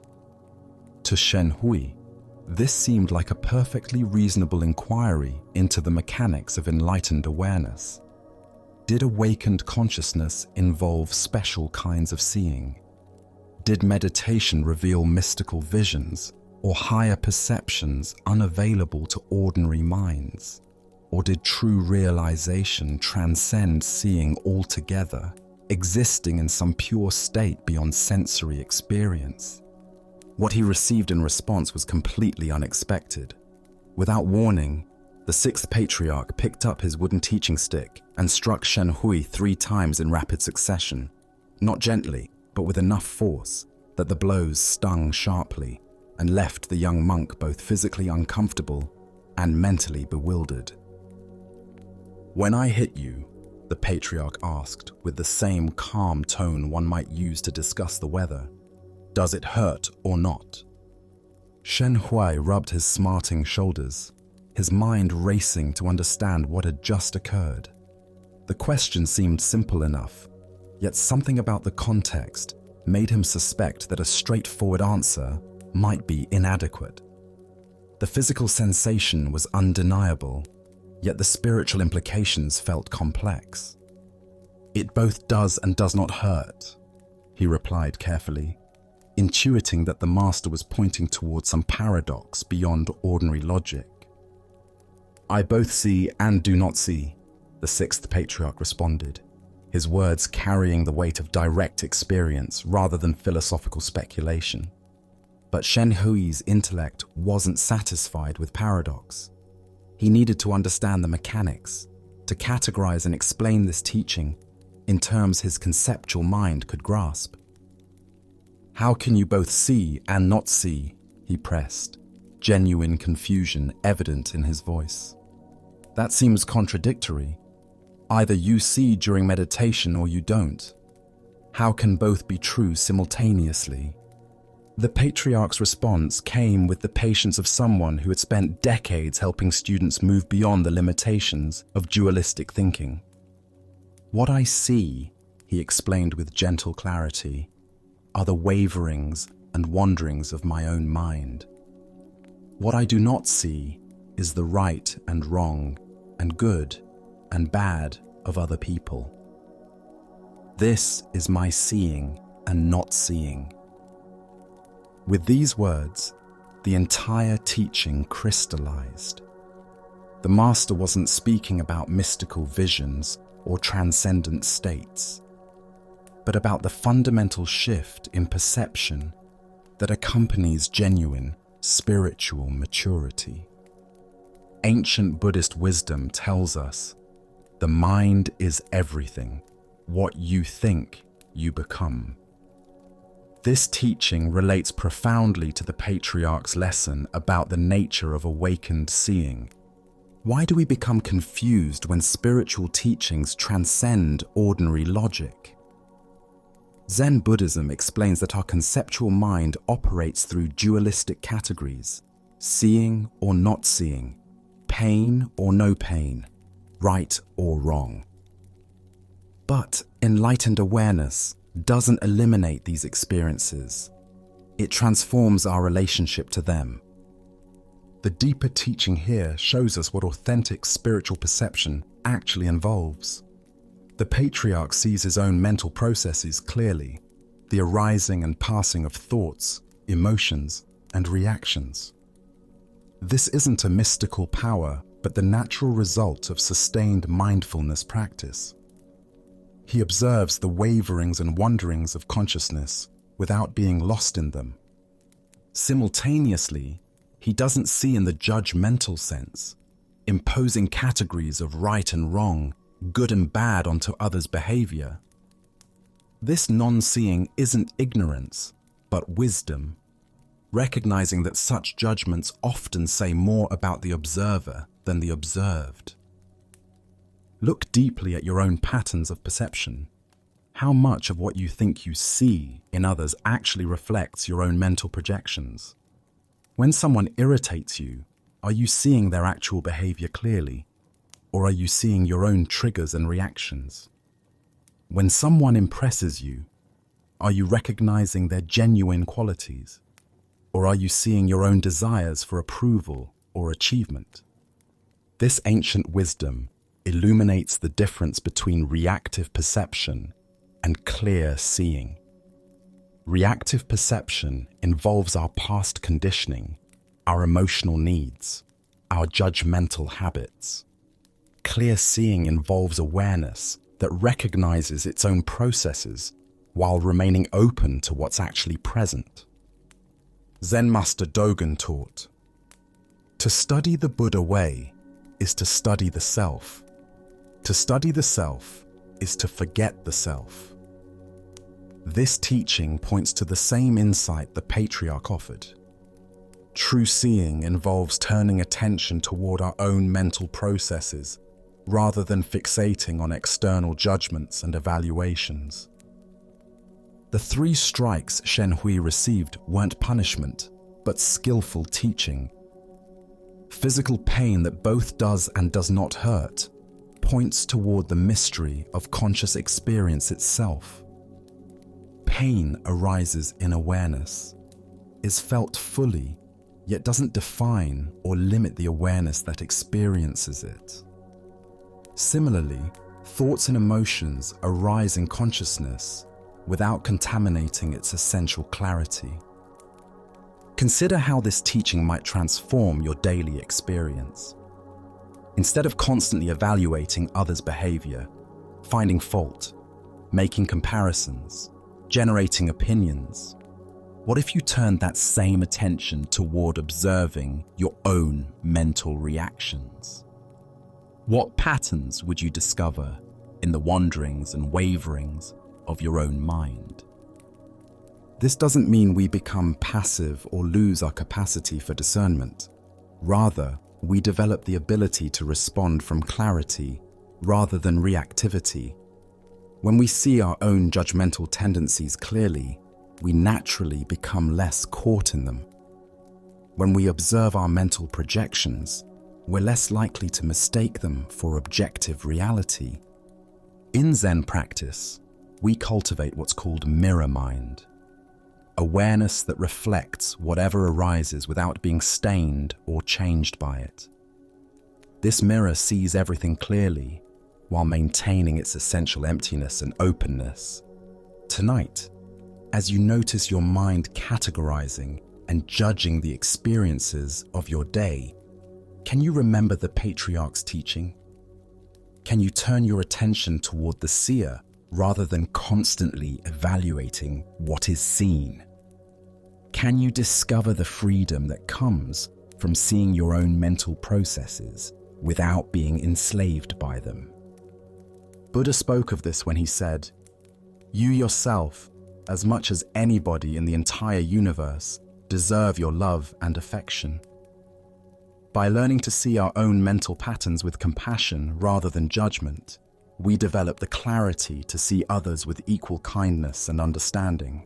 Now, let us turn to a tale about the difference between wisdom and words that attempt to contain it. This is the story of the pointing finger. In a peaceful valley monastery where evening mist gathered among ancient pines, a beloved Zen teacher enjoyed his daily ritual of walking with his faithful dog. The animal's joy was infectious, bounding ahead to retrieve sticks and returning with tail wagging, eyes bright with simple happiness. On this particular evening, the teacher invited one of his most promising students to join them. The young man was brilliant, his mind sharp as a blade, and equally capable of cutting through complex philosophical concepts. Yet this very intelligence had become a source of suffering. The more he studied Buddhist texts, the more contradictions he discovered. His bright mind seemed to be creating obstacles rather than clearing them. As they walked along the familiar trail, the student voiced his frustration. "Master, I struggle with contradictions in our teachings. Some texts speak of emptiness, others of Buddha nature. Some emphasize effort, others effortless being. How can these opposing instructions both be true?" The teacher listened with patient attention. He understood that intellectual brilliance could become a trap when the mind tried to grasp truth like solving a mathematical equation. Truth required a different kind of knowing altogether. "You must understand," the teacher said gently, "that words are only guideposts. Never let words or symbols get in the way of truth. Here, I'll show you." The teacher called his dog, who came running with eager enthusiasm. The full moon hung low in the darkening sky, its silver light beginning to emerge as daylight faded. The teacher pointed directly at the luminous orb and spoke to his pet with the same tone he used for their usual games. "Fetch me the moon," he commanded, his finger extended clearly toward the celestial body. The dog's response was immediate and predictable. His gaze fixed intently on the teacher's outstretched finger, following its movement with focused attention he typically reserved for thrown sticks. The animal's entire being concentrated on the pointing digit, completely oblivious to the moon hanging magnificently above. The teacher turned to his confused student with a knowing smile. "Where is my dog looking?" The student observed the scene with growing awareness. "He's looking at your finger," he replied, beginning to sense the deeper lesson. "Exactly," the teacher confirmed. "Don't be like my dog. Don't confuse the pointing finger with the thing being pointed at. All our Buddhist words are only guideposts. Every person must fight their way through other people's words to find their own truth." The young student stood in silence, feeling something shift in his understanding. The moon shone overhead, its light touching everything equally, regardless of whether anyone pointed at it. The truth was like that moon, present and luminous, independent of any description or analysis. As the Buddha observed, do not believe in anything simply because you have heard it, but after observation and analysis, when you find that anything agrees with reason and is conducive to the good of one and all, then accept it and live up to it. This teaching addresses the exact confusion that plagued the bright student, mistaking concepts about truth for truth itself. Here we discover how intellectual understanding, while valuable, can become a barrier when we rely on it exclusively. The student's brilliant mind was capable of analyzing and comparing teachings, but analysis alone cannot deliver the direct experience that spiritual awakening requires. Like the dog fixated on the finger, he had become so focused on examining words and concepts that he missed the reality they attempted to indicate. Why do we become trapped in conceptual understanding? The thinking mind operates through division and comparison, understanding by breaking things into categories. But ultimate truth transcends these dualistic distinctions. It cannot be captured in concepts any more than the moon can be held in a photograph. This creates what Zen calls the great doubt, the frustrating recognition that our usual ways of knowing are inadequate for the most important questions. Different teachings use different words to point toward the same ineffable reality, like multiple fingers pointing at the same moon from various angles. Consider how this pattern manifests in spiritual seeking. We collect teachings like treasures, memorizing quotes from masters, analyzing meditation techniques, comparing different traditions. All of this can be valuable, but becomes problematic when we mistake accumulation of spiritual knowledge for spiritual development itself. Zen teacher D.T. Suzuki said, "The finger pointing at the moon is not the moon." This applies not only to spiritual teachings, but to all areas where we confuse the map for the territory. In relationships, we can become so focused on analyzing the relationship that we lose touch with the actual experience of loving. In nature, we can become so busy photographing that we miss the immediate wonder of simply being present. The moon represents what Zen calls our original nature, the awareness that exists prior to all concepts and categories. This awareness is always present, just as the moon exists whether or not anyone points at it. It doesn't need to be created or achieved, only recognized. This doesn't mean abandoning study or intellectual understanding. The teacher himself used words and concepts to convey his lesson. Rather, it means holding our conceptual knowledge lightly, using it as a tool rather than an end goal. Like a ladder that helps us reach a roof, spiritual teachings can be discarded once they've served their purpose. Tonight, as you encounter the inevitable complexity of modern life, can you distinguish between the pointing fingers and what they point toward?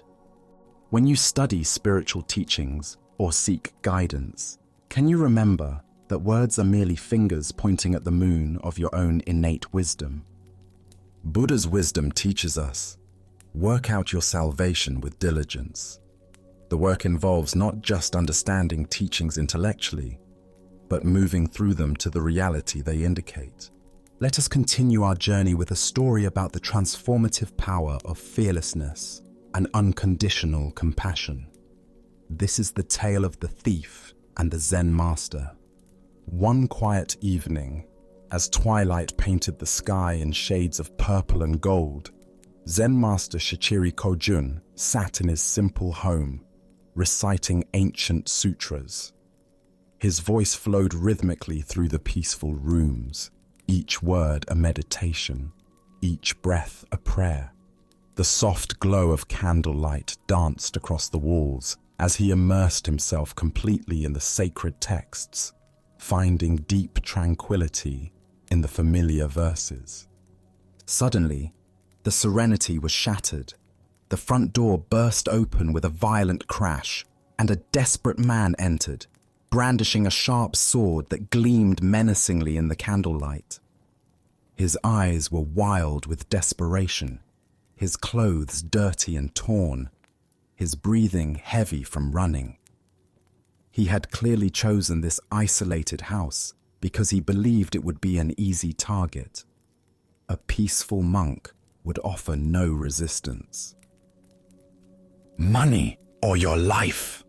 the thief demanded, his voice trembling with a mixture of fear and aggression. He expected the old man to cower, to plead, to scramble frantically for whatever valuables he might have hidden away. But Shichiri didn't even look up from his sutra book. His voice remained calm and steady as he continued reciting for a moment before pausing to address the intruder. "Please don't disturb my practice," he said, with the same gentle tone he might use to ask someone to close a door. "If you need money, help yourself. It's in that drawer over there." He gestured casually toward a simple wooden chest, then immediately returned to his recitation as if nothing unusual had occurred. The thief stood frozen, his sword still raised, completely bewildered. In all his years of stealing, he had never encountered such a reaction. No fear, no pleading, no anger, just matter-of-fact helpfulness, as if he were a neighbor who had stopped by to borrow something. Shaking his head in confusion, but proceeding with his business, the thief moved to the indicated drawer and began gathering the coins and small valuables he found there. The soft sound of the master's voice continued behind him, reciting sacred words as peacefully as if he were alone. Just as the thief was preparing to leave with his stolen goods, the master's voice called out again. "Wait," Shichiri said, finally looking up from his book. "Please don't take everything. I need some of that money to pay my taxes tomorrow. Leave a little for me, won't you?" The thief stared at him in amazement. Here was a man who was being robbed, calmly negotiating the terms of his own robbery, as if they were conducting normal business. Almost without thinking, the thief returned some of the money to the drawer. As he turned to leave, certain that this strange encounter was finally over, the master's voice stopped him once more. "You took my money," Shichiri called out, his tone carrying a note of reproach. "And you didn't even thank me. That's quite rude, don't you think?" This final comment left the thief completely speechless. His sword hand began to shake. Never in his most violent encounters had he been so thoroughly unnerved. Here was a man who treated robbery as if it were a favor, who was more concerned about politeness than personal safety. Thank you," the thief stammered, and then fled into the night as quickly as his legs would carry him. Later, when the thief was caught and confessed to numerous crimes, including the incident at Shichiri's house, the master was called as a witness. The court officials expected him to demand justice, to describe the terror and violation he had experienced. Instead, Shichiri spoke with the same calm clarity he had shown that evening. "This man did not steal anything from me," he testified. "I gave him the money freely. He even thanked me for it, though it took a little reminding." The thief, sitting in chains, felt something break open in his chest as he heard these words. This man had not only shown him extraordinary kindness in the moment of the crime, but was now protecting him from the consequences. For the first time in years, tears came to his eyes. Not tears of self-pity or anger, but tears of recognition. He had encountered something he had never experienced before: love without conditions. Upon his release from prison, the former thief sought out the master and begged to become his student. Under Shichiri's patient guidance, he learned to cultivate the same fearless compassion he had witnessed that night. Years later, through dedicated practice and the master's unwavering belief in his potential for transformation, he attained the deep peace and wisdom of enlightenment. As the Buddha observed, hatred does not cease by hatred, but only by love. This is the eternal rule. What emerges from this story is the revolutionary power of meeting violence with absolute peace, responding to taking with giving, and answering fear with love. Why do we instinctively believe that force must be met with force, that aggression requires defensive reaction? Zen Buddhism reveals that this pattern, while natural, often perpetuates the very conflicts it seeks to resolve. When we respond to hostility with hostility, we simply escalate the cycle of suffering. But when we respond with genuine compassion, not passive submission, but active love, we create space for transformation that wouldn't otherwise exist. Look deeply at your own experience. When someone approaches you with anger, criticism, or demand, what is your automatic response? Most of us immediately mobilize our defenses, preparing to protect ourselves through counterattack or withdrawal. But notice what happens in your body and mind during these defensive reactions. Does the tension decrease or increase? Does the conflict resolve or intensify? Shichiri's response demonstrates what Zen calls skillful means, acting from wisdom rather than reflex. His fearlessness didn't come from being unaware of danger, but from understanding something profound about the nature of reality. He recognized that the thief's aggression arose from desperation and suffering, not from inherent evil. By refusing to see him as an enemy, Shichiri created the possibility for the thief to see himself differently. In Zen practice, we cultivate what might be called the courage of defenselessness. This doesn't mean being naive about genuine danger or allowing ourselves to be harmed unnecessarily. Rather, it means developing the confidence to respond to difficult situations from our highest wisdom, rather than our most primitive instincts.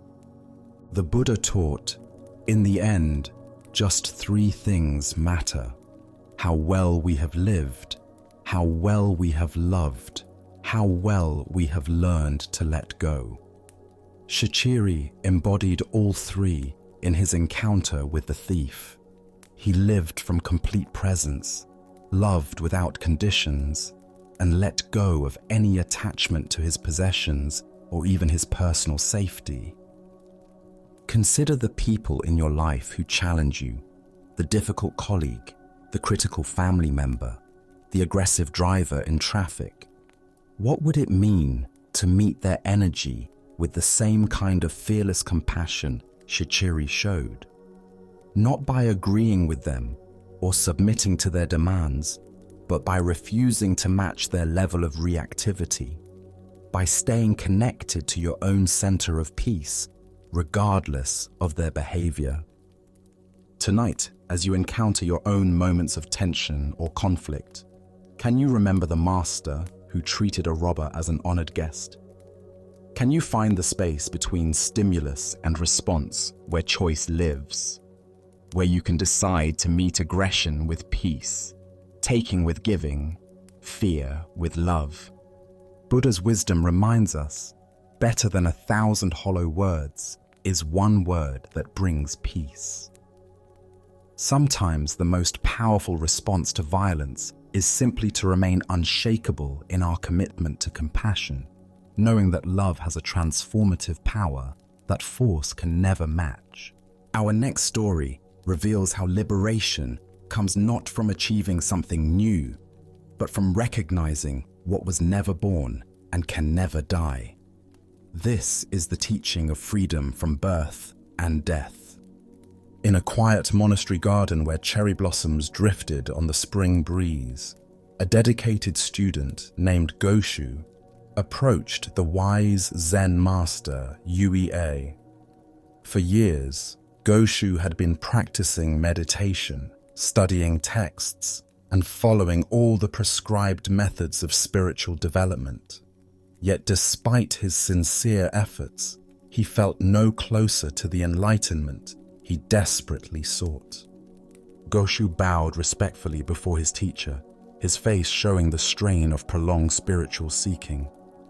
"Master, I have been studying Zen for many years, following every instruction, sitting in meditation daily, reading the ancient texts, but I have not yet succeeded. I feel as lost as when I began. Please give me some guidance. What am I missing?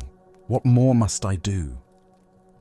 Yue looked at his earnest student with compassion, seeing the weight of spiritual ambition that had become a burden rather than a path to freedom. He understood that Goshu's very effort to achieve enlightenment had become the obstacle to recognizing his inherent awakeness. "There is no secret trick to Zen study," Yue said simply.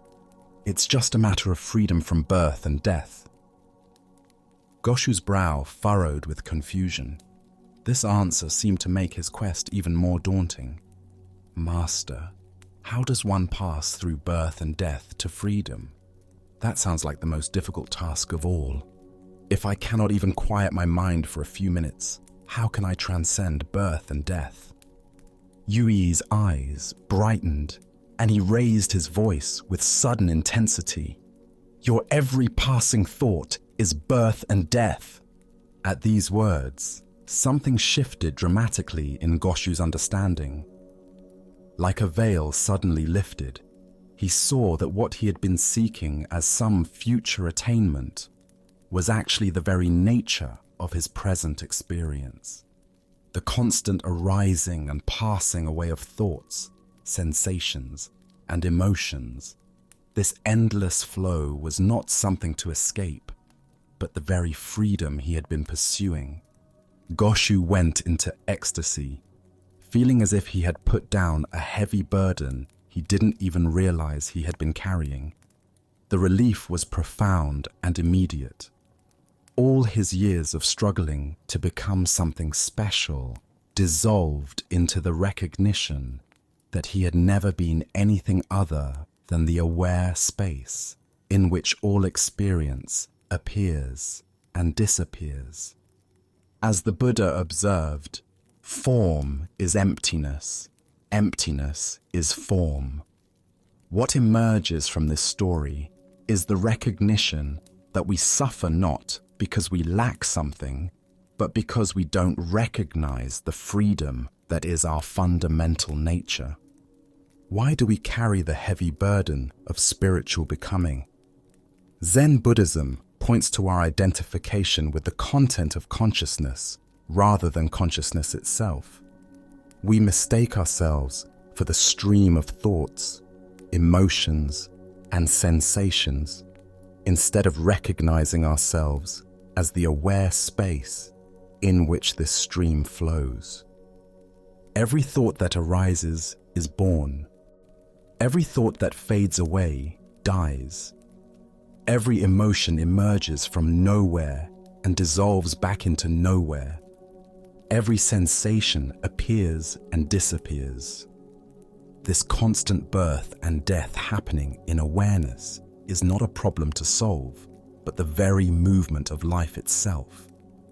The deeper understanding here reveals that what we call birth and death are simply names we give to the natural flowing of experience.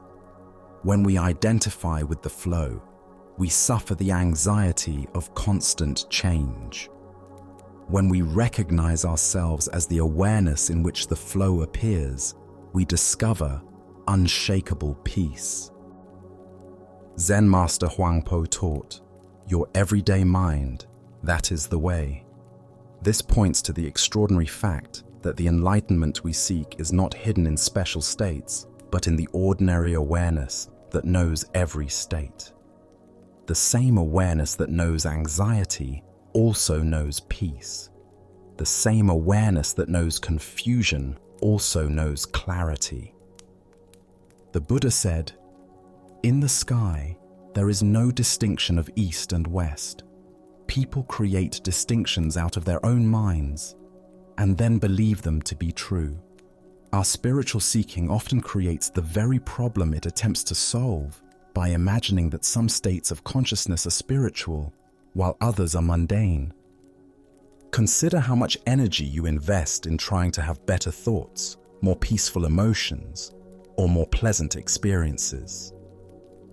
Each effort to improve the content of consciousness reinforces the belief that you are that content, rather than the awareness that witnesses it all with equal presence. In Japanese Zen, there is a teaching called just sitting, or shikantaza. This practice involves recognizing that the sitting itself is enlightenment, rather than a method to achieve enlightenment. Similarly, your current awareness, exactly as it is the freedom you seek, rather than a stepping stone to freedom. Tonight, as thoughts arise and pass away in your awareness, can you recognize the birth and death that UEA pointed to? Can you see that you are not the thoughts that come and go, but the unchanging awareness in which they appear?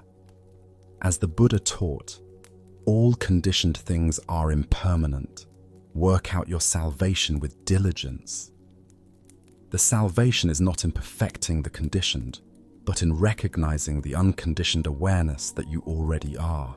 As we continue our journey through the wisdom of Zen Buddhism, let us explore a story about contentment and the nature of desire. This is the stonecutter's journey. High in the mountain villages, there lived a simple stonecutter who had discovered the secret of happiness without knowing it. Each dawn, he would climb winding paths to the quarries, his tools balanced across his shoulders. As he worked among the stones, he would sing old mountain songs that echoed across the valleys. Though he was poor by society's measures, living in a modest hut with few possessions, the stonecutter desired nothing more than what he had. His simple life felt complete. The rhythm of his work, the beauty of the mountains, the satisfaction of honest labor. His heart held not a care in the world. One day, he was called to work on the grand mansion of a wealthy nobleman. As he approached the estate, his eyes widened at the magnificence before him. Marble columns reached toward the sky, gardens sprawled in perfect symmetry. For the first time in his life, the stonecutter felt the sharp pang of desire pierce his contentment. "If only I were rich," he sighed. "Then I would not have to earn my living in sweat and toil as I do now." To his amazement, a voice whispered from the stones, "Your wish has been granted. Henceforth, anything you desire will be given to you." He returned home that evening to find his humble hut replaced by a mansion as magnificent as the nobleman's. Overwhelmed with joy, he abandoned his tools and began enjoying the luxurious life of the wealthy. But one hot afternoon, gazing from his ornate window, he saw the king's royal procession passing by. The monarch sat in cool shade, surrounded by noblemen and servants, appearing serene and powerful above the common heat. "How I wish I were a king myself," he thought, and immediately found himself reclining in silk cushions within the royal carriage. But the carriage proved warmer than expected. Even through thick walls, the sun's heat penetrated relentlessly. "I wish I were the sun," he declared, and found himself sending waves of light and heat across the universe. As the sun, he felt magnificent and all-powerful until thick storm clouds gathered, completely blocking his rays. "I wish to be a cloud." And so he became a massive storm cloud, glorying in his power to block the sun. But as he transformed into falling rain, he encountered an enormous rock that blocked his path completely. "A mere rock more powerful than I? I wish to be a rock." Suddenly, he stood tall upon the mountainside, feeling he had achieved true permanence. But soon, he heard chipping sounds at his base. Looking down, he saw a tiny human figure cutting chunks of stone away. "A puny creature more powerful than me. I want to be a man again." And so he found himself once more a stone cutter, climbing familiar mountain paths. But now something had changed.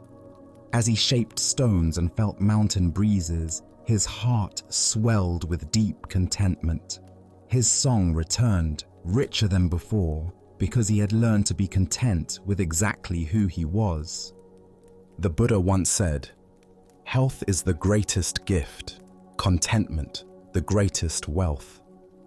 This ancient wisdom illuminates the endless cycle of wanting that keeps us from recognizing the abundance already present in our lives. Why do we chase after different conditions, always believing happiness lies in the next transformation? Each desire fulfilled only reveals the next desire, creating an endless cycle of dissatisfaction. The stonecutter's journey reveals the futility of seeking happiness through external circumstances. Consider your own versions of this cycle. "I'll be happy when I get promoted," only to discover new stresses. "I'll be content with more money," only to find greater wealth brings new worries. Each achievement reveals the next mountain to climb. Zen teacher Suzuki Roshi said, "Each of you is perfect the way you are, and you can use a little improvement." This paradox points to the heart of contentment, the ability to fully accept what is, while still engaging wholeheartedly with life's natural changes. The stonecutter's final transformation wasn't into something greater, but into appreciation for what he had always been. His work remained the same, but his relationship to life was completely transformed. Contentment isn't found in having different experiences, but in bringing different awareness to whatever experiences arise. Tonight, as you notice the mind's habitual reaching toward what's not here, can you experiment with the stonecutter's final wisdom? Can you find the song that emerges when you stop trying to be anything other than what you are? As the Buddha taught, contentment is natural wealth, luxury is artificial poverty. The greatest transformation available isn't becoming something different, but recognizing the inherent completeness of what we already are. Let us now explore a story about choice, responsibility, and the power we hold in every moment. This is the tale of the young man and the bird. A clever young student had grown tired of his teacher's seemingly wise responses to every question. He was convinced that the old master simply spoke in riddles to appear profound, and he decided to devise a test that would expose what he believed was mere pretense. After thinking for several days, he conceived what he thought was the perfect trap. One morning, the young man caught a small sparrow in the garden. The tiny bird trembled in his cupped hands, its heart beating rapidly against his palms. He held it carefully behind his back as he approached his teacher, who was sitting peacefully in the morning sunlight, reading ancient texts. "Master," the student called out with barely concealed excitement, "I have a question that will test your legendary wisdom." The old teacher looked up from his reading with patient, gentle eyes. He had seen this look of mischievous confidence in many students over the years, and he understood the young man's need to challenge authority as part of his own growth and learning. "Please," the teacher said simply, "ask your question." The student stepped closer, keeping the bird hidden behind his back. "Master, I hold a small bird in my hands. Using your great wisdom, tell me, is this bird alive or dead?" The young man felt incredibly clever. He had created what he believed was an impossible situation for his teacher. If the master answered alive, he would quickly snap the bird's neck and reveal the dead creature, proving the teacher wrong. If the master answered dead, he would simply open his hands and let the living bird fly away, again proving the teacher's lack of true insight. Either way, the student was certain he would expose his teacher's supposed wisdom as nothing more than lucky guessing and philosophical double talk. He waited eagerly for the response that would give him the satisfaction of finally outsmarting the old man. The teacher sat quietly for a long moment, not trying to peer behind the student's back or gather more information. His eyes seemed to look not at the student, but through him, as if perceiving something far deeper than the simple trick being attempted. Finally, with a gentle smile that held both compassion and understanding, the master spoke. "The answer, my young friend, is in your hands." The student stood frozen, his mouth hanging open slightly. In 3 simple words, his elaborate trap had been completely dismantled. The teacher hadn't fallen for either option of the false dilemma. Instead, he had pointed to something far more profound: the fundamental truth that the student himself held the power to determine the outcome. The young man looked down at his hands, still cupped behind his back, feeling the tiny bird's rapid heartbeat against his palms. He realized with startling clarity that the master was right. The bird's fate had never depended on the teacher's answer or supposed wisdom. It had always been entirely in the student's control. More than that, he began to understand that this was true about far more than just this moment. The power to choose life or death, creation or destruction, compassion or cruelty, all of it was always in his hands, in every situation, every day. Slowly, the young man brought his hands forward and opened them. The small bird sat still for just a moment, as if gathering itself, then spread its wings and flew into the blue sky, disappearing among the trees. Buddha's wisdom teaches us, we are what we think. All that we are arises with our thoughts. With our thoughts, we make the world.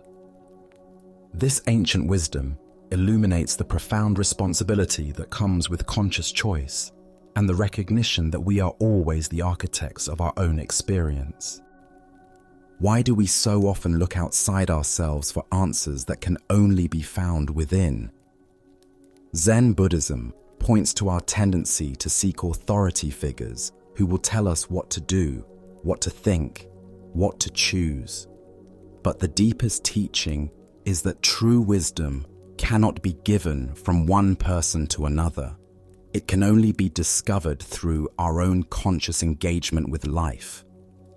The student's question seemed to be about the teacher's insight, but it was actually about his own power.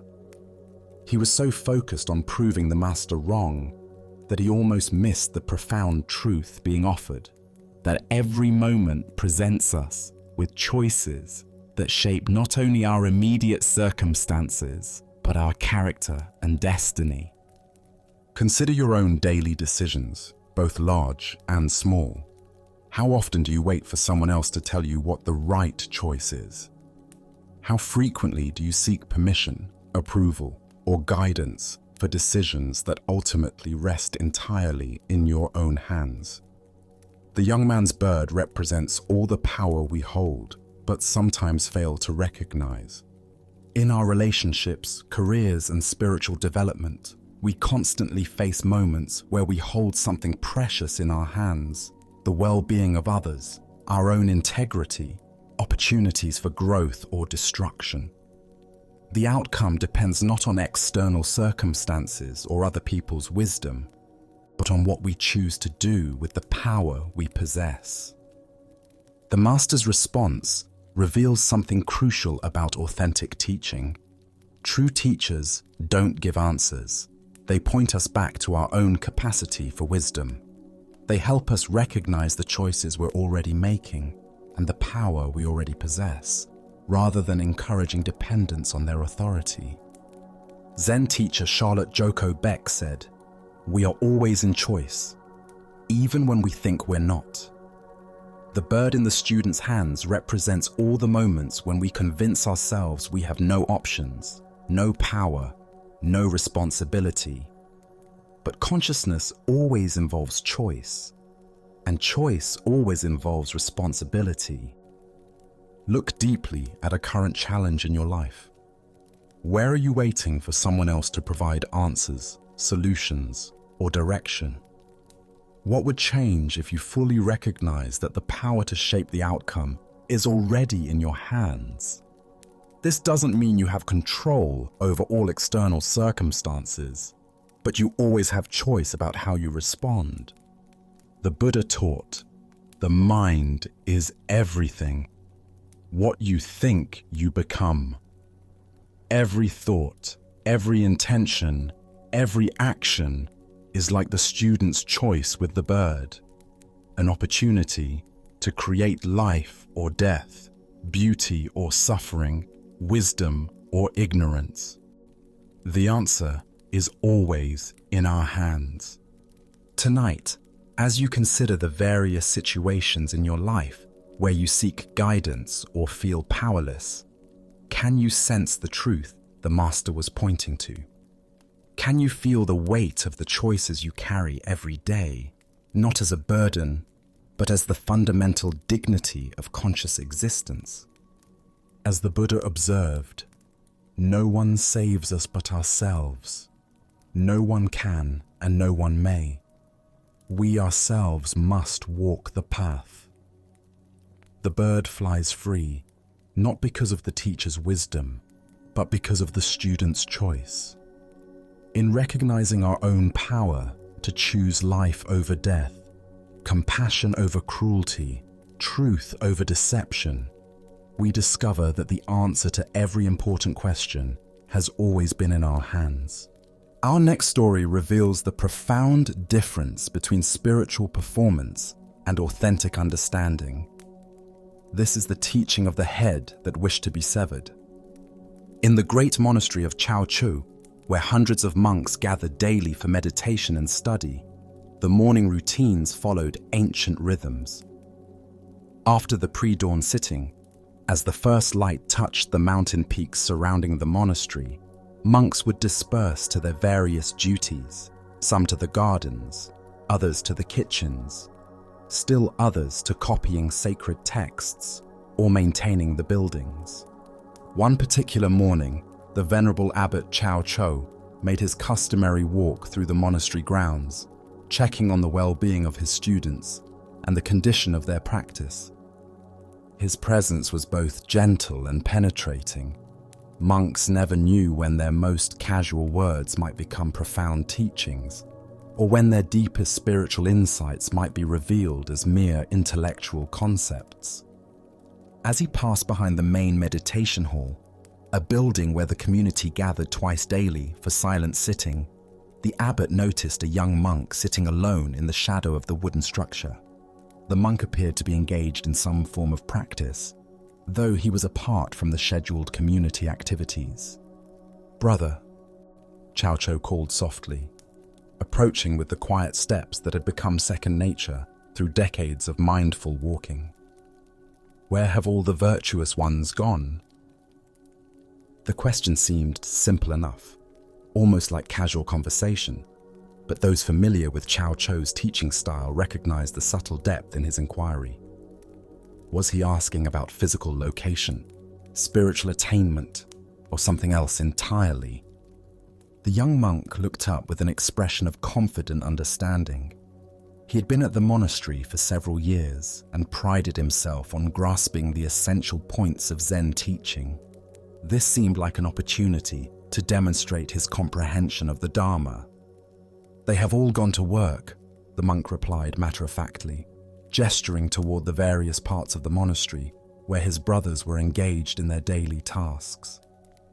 His tone suggested that the answer was obvious. Virtuous people naturally engage in productive activity rather than sitting idle. What happened next shocked the young monk completely. Without warning, Cho reached into the folds of his robe and produced a sharp knife, its blade gleaming in the morning sunlight. But instead of threatening the monk, the abbot did something far more unsettling.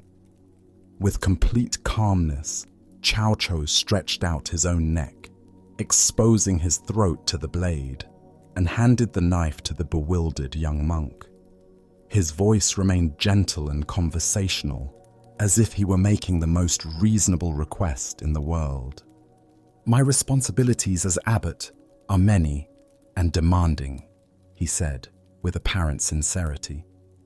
"I wonder if you could please cut off my head for me. It would be such a help in managing my duties."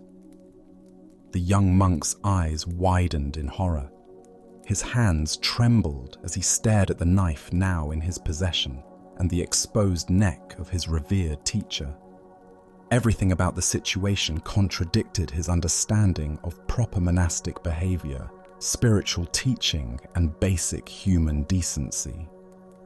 Unable to comprehend what was being asked of him or why, unable to see past the literal surface of the abbot's request to any deeper meaning, the terrified monk dropped the knife and ran. His feet carried him far from the meditation hall, far from the incomprehensible scene, his mind reeling with confusion and fear. Cho calmly picked up the fallen knife, tucked it back into his robe, and continued his morning walk with the same peaceful demeanor he had maintained throughout the entire encounter.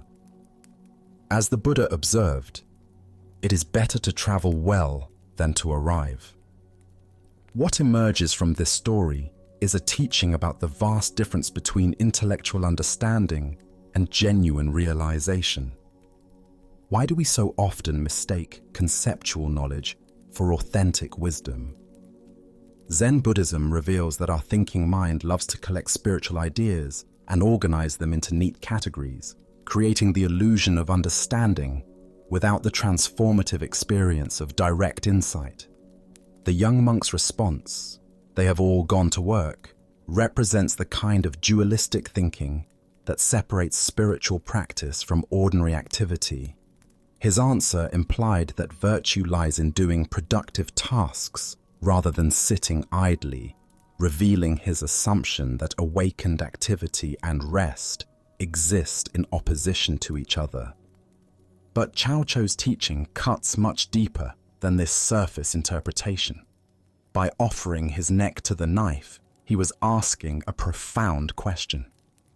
If the monk truly understood that all the virtuous ones had gone to work, what work was most essential? If responsibility truly mattered, what was the most compassionate response to suffering? Look deeply at your own spiritual assumptions. How often do we divide life into spiritual activities and mundane ones, important work and trivial tasks, sacred moments and ordinary time? This dualistic thinking keeps us from recognizing that every moment offers opportunities for awakened response. The abbot's gesture points toward the heart of Zen understanding. Genuine compassion sometimes requires actions that transcend conventional thinking. When someone is truly suffering under the burden of responsibility, attachment, or spiritual seeking itself, what is the most loving response? Sometimes it requires cutting through the very thing that seems most precious: our concepts, our roles, even our sense of separate self. Zen master Linji taught, If you meet the Buddha on the road, kill the Buddha. This famous saying points to the same radical teaching Cao Cho offered. Any fixed idea about enlightenment, any attachment to spiritual roles or concepts, becomes an obstacle to direct realization. True compassion sometimes requires destroying the very thing we think we're trying to protect.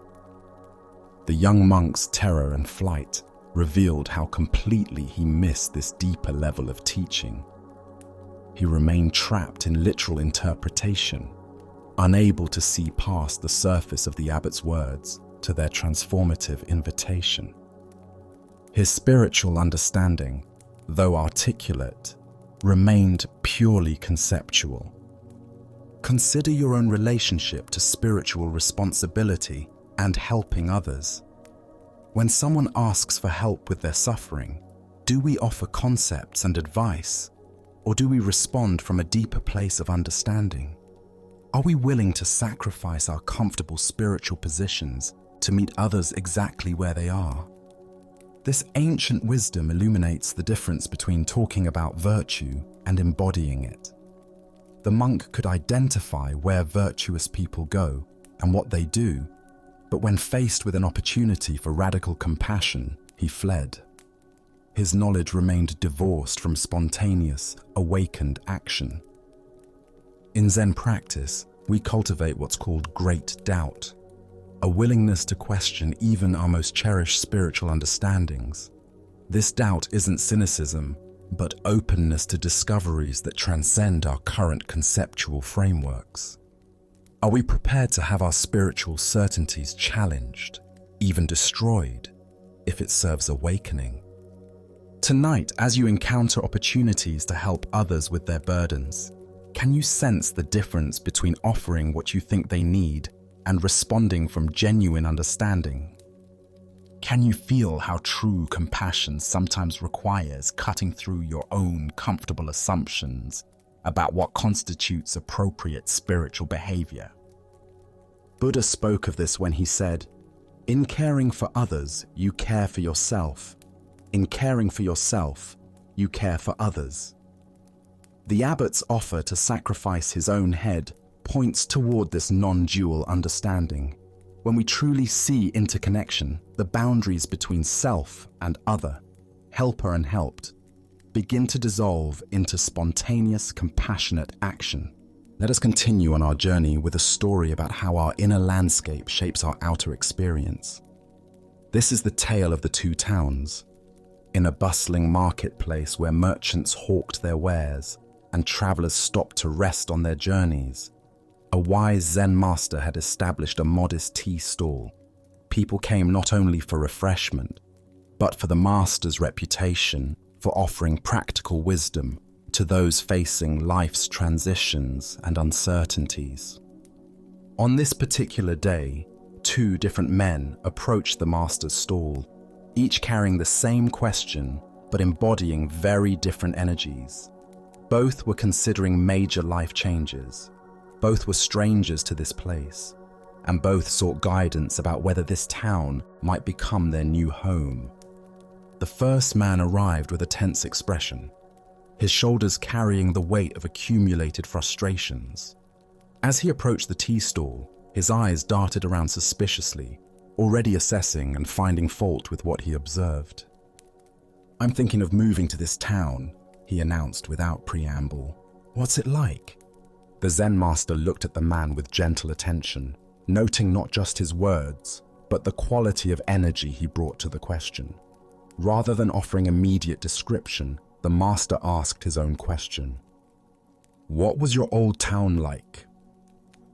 The first man's response came quickly, as if he had rehearsed these complaints many times. "It was dreadful," he said with obvious bitterness.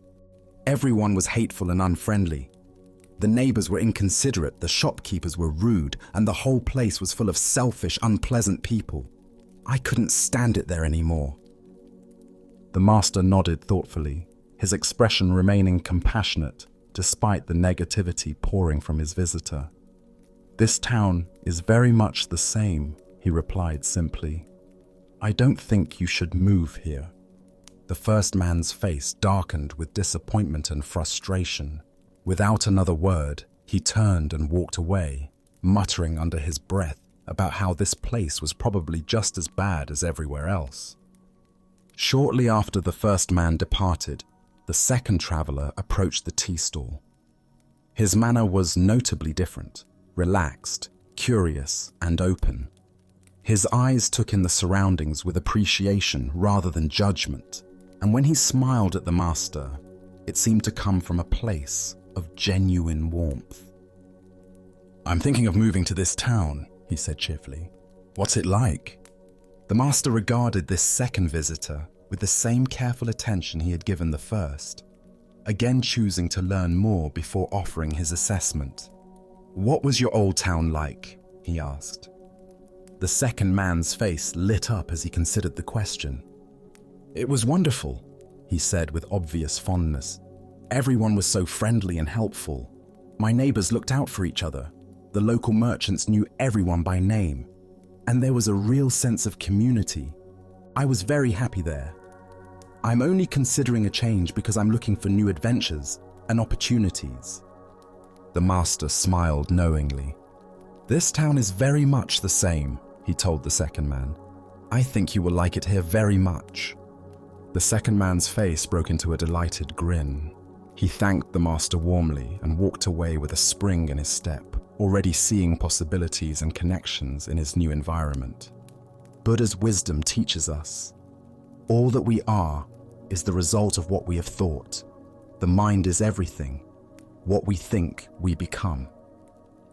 This ancient insight illuminates the profound truth demonstrated by the master's seemingly contradictory responses to the two travelers. Here, we discover one of the most fundamental principles of human experience. We don't see the world as it is, but as we are. The master gave identical answers to both men because he recognized that their questions revealed far more about their internal states than about their external circumstances. Why do some people find community and kindness wherever they go, while others encounter hostility and disappointment in the same environments?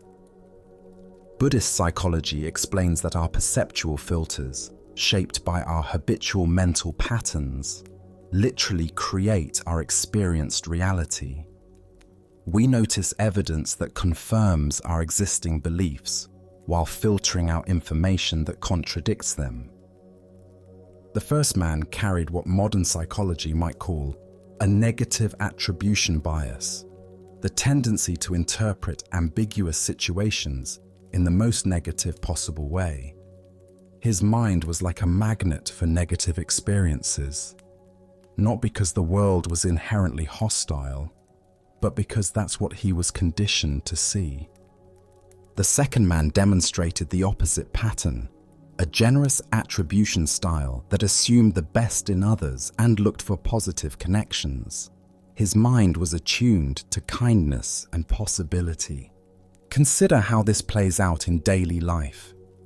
Two people can work in the same office and have completely different experiences. One sees politics, competition, and dysfunction everywhere. The other finds mentorship, collaboration, and growth opportunities in the same environment. This doesn't mean that objective conditions don't matter, or that all experiences are equally positive. Rather, it points to the enormous influence our mental habits have on shaping our lived reality.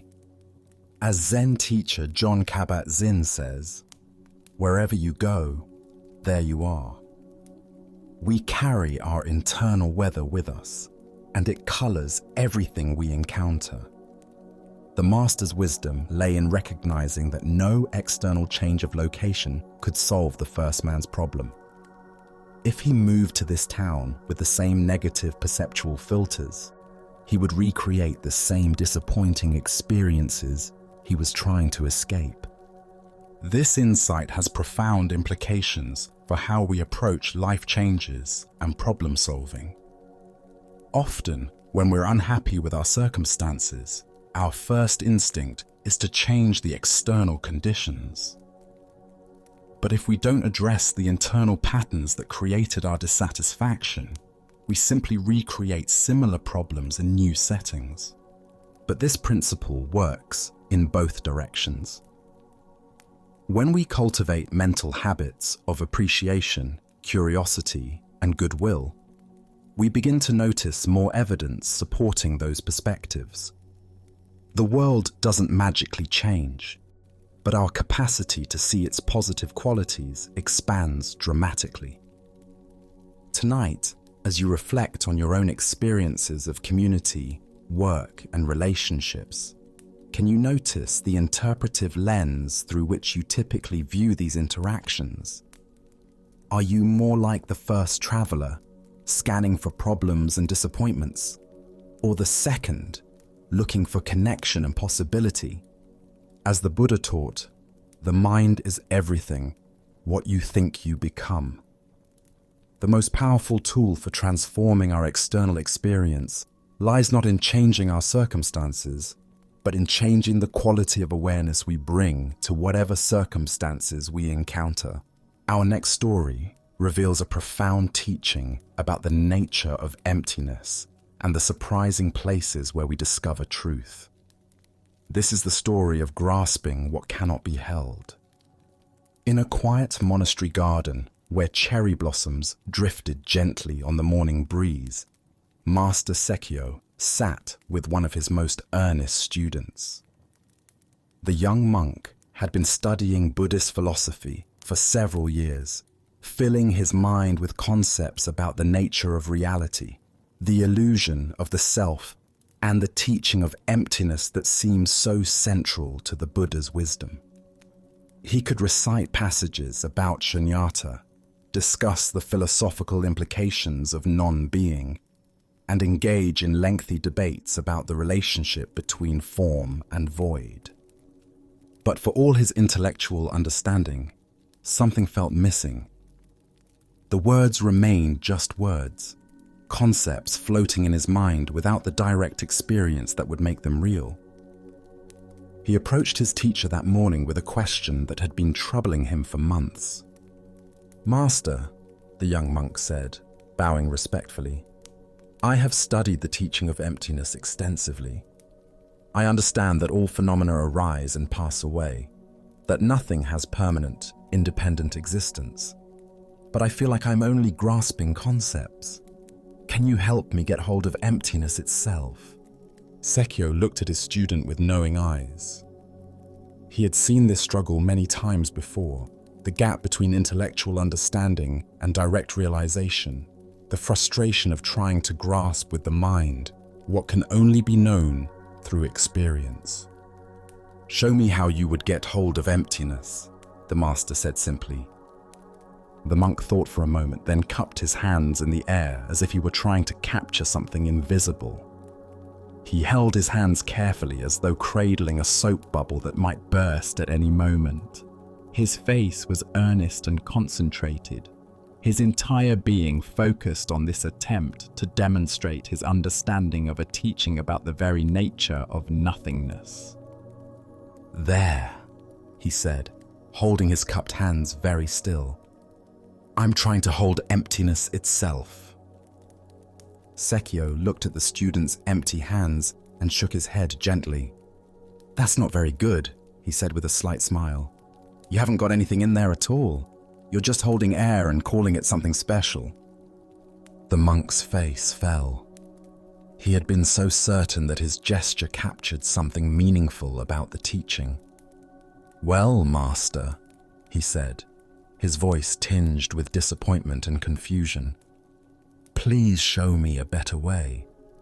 How does one truly get hold of emptiness?" Without warning, Master Sekyo reached out and grabbed the monk's nose, giving it a sharp, firm yank. "Ouch!" the monk yelled, his hands flying to his face, his eyes watering from the sudden, unexpected pain. "Master, that hurt me!" Sekyo released his grip and smiled broadly.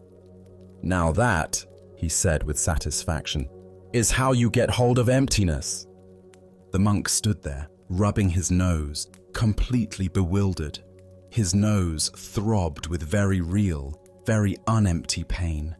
How could this physical sensation, this undeniable presence of discomfort, have anything to do with emptiness? It seemed like the opposite of everything he had been studying.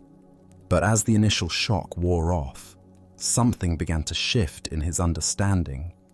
The pain in his nose was absolutely real, yet it was also completely impermanent, already beginning to fade.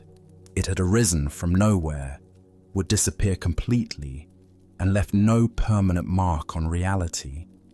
It was both utterly present and completely insubstantial. More importantly, in the moment of that sharp sensation, all his conceptual thinking about emptiness had vanished entirely. There had been no philosophical analysis, no abstract understanding, just direct, immediate experience. The gap between the one experiencing and the thing experienced had dissolved in the simple reality of ouch. As the Buddha taught, form is emptiness. Emptiness is form. Here we discover that emptiness is not the absence of experience, but the very nature of all experience. Everything arises, exists for a moment, and passes away, leaving no permanent trace while being completely real in its moment of appearing. Why do we struggle so hard to understand emptiness conceptually when it's the very fabric of every moment? Zen Buddhism points to our habit of trying to grasp reality with our thinking minds rather than experiencing it directly. We turn the most immediate truths into abstract philosophies, then wonder why they feel distant and theoretical. The monk's mistake was common and understandable. He was trying to hold emptiness as if it were a thing, an object that could be captured and possessed. But emptiness isn't an object. It's the very condition that allows all objects to appear and disappear. It's not something we can grasp. It's what makes grasping possible. Consider your own experience right now. The thoughts arising in your mind. Where do they come from? Where do they go when they fade? The sensations in your body, the sounds around you, even your sense of being someone who is reading these words. All of it is appearing and disappearing in the space of awareness like clouds in an empty sky. This emptiness isn't blank nothingness. It's alive, responsive, creative, the very capacity for experience itself.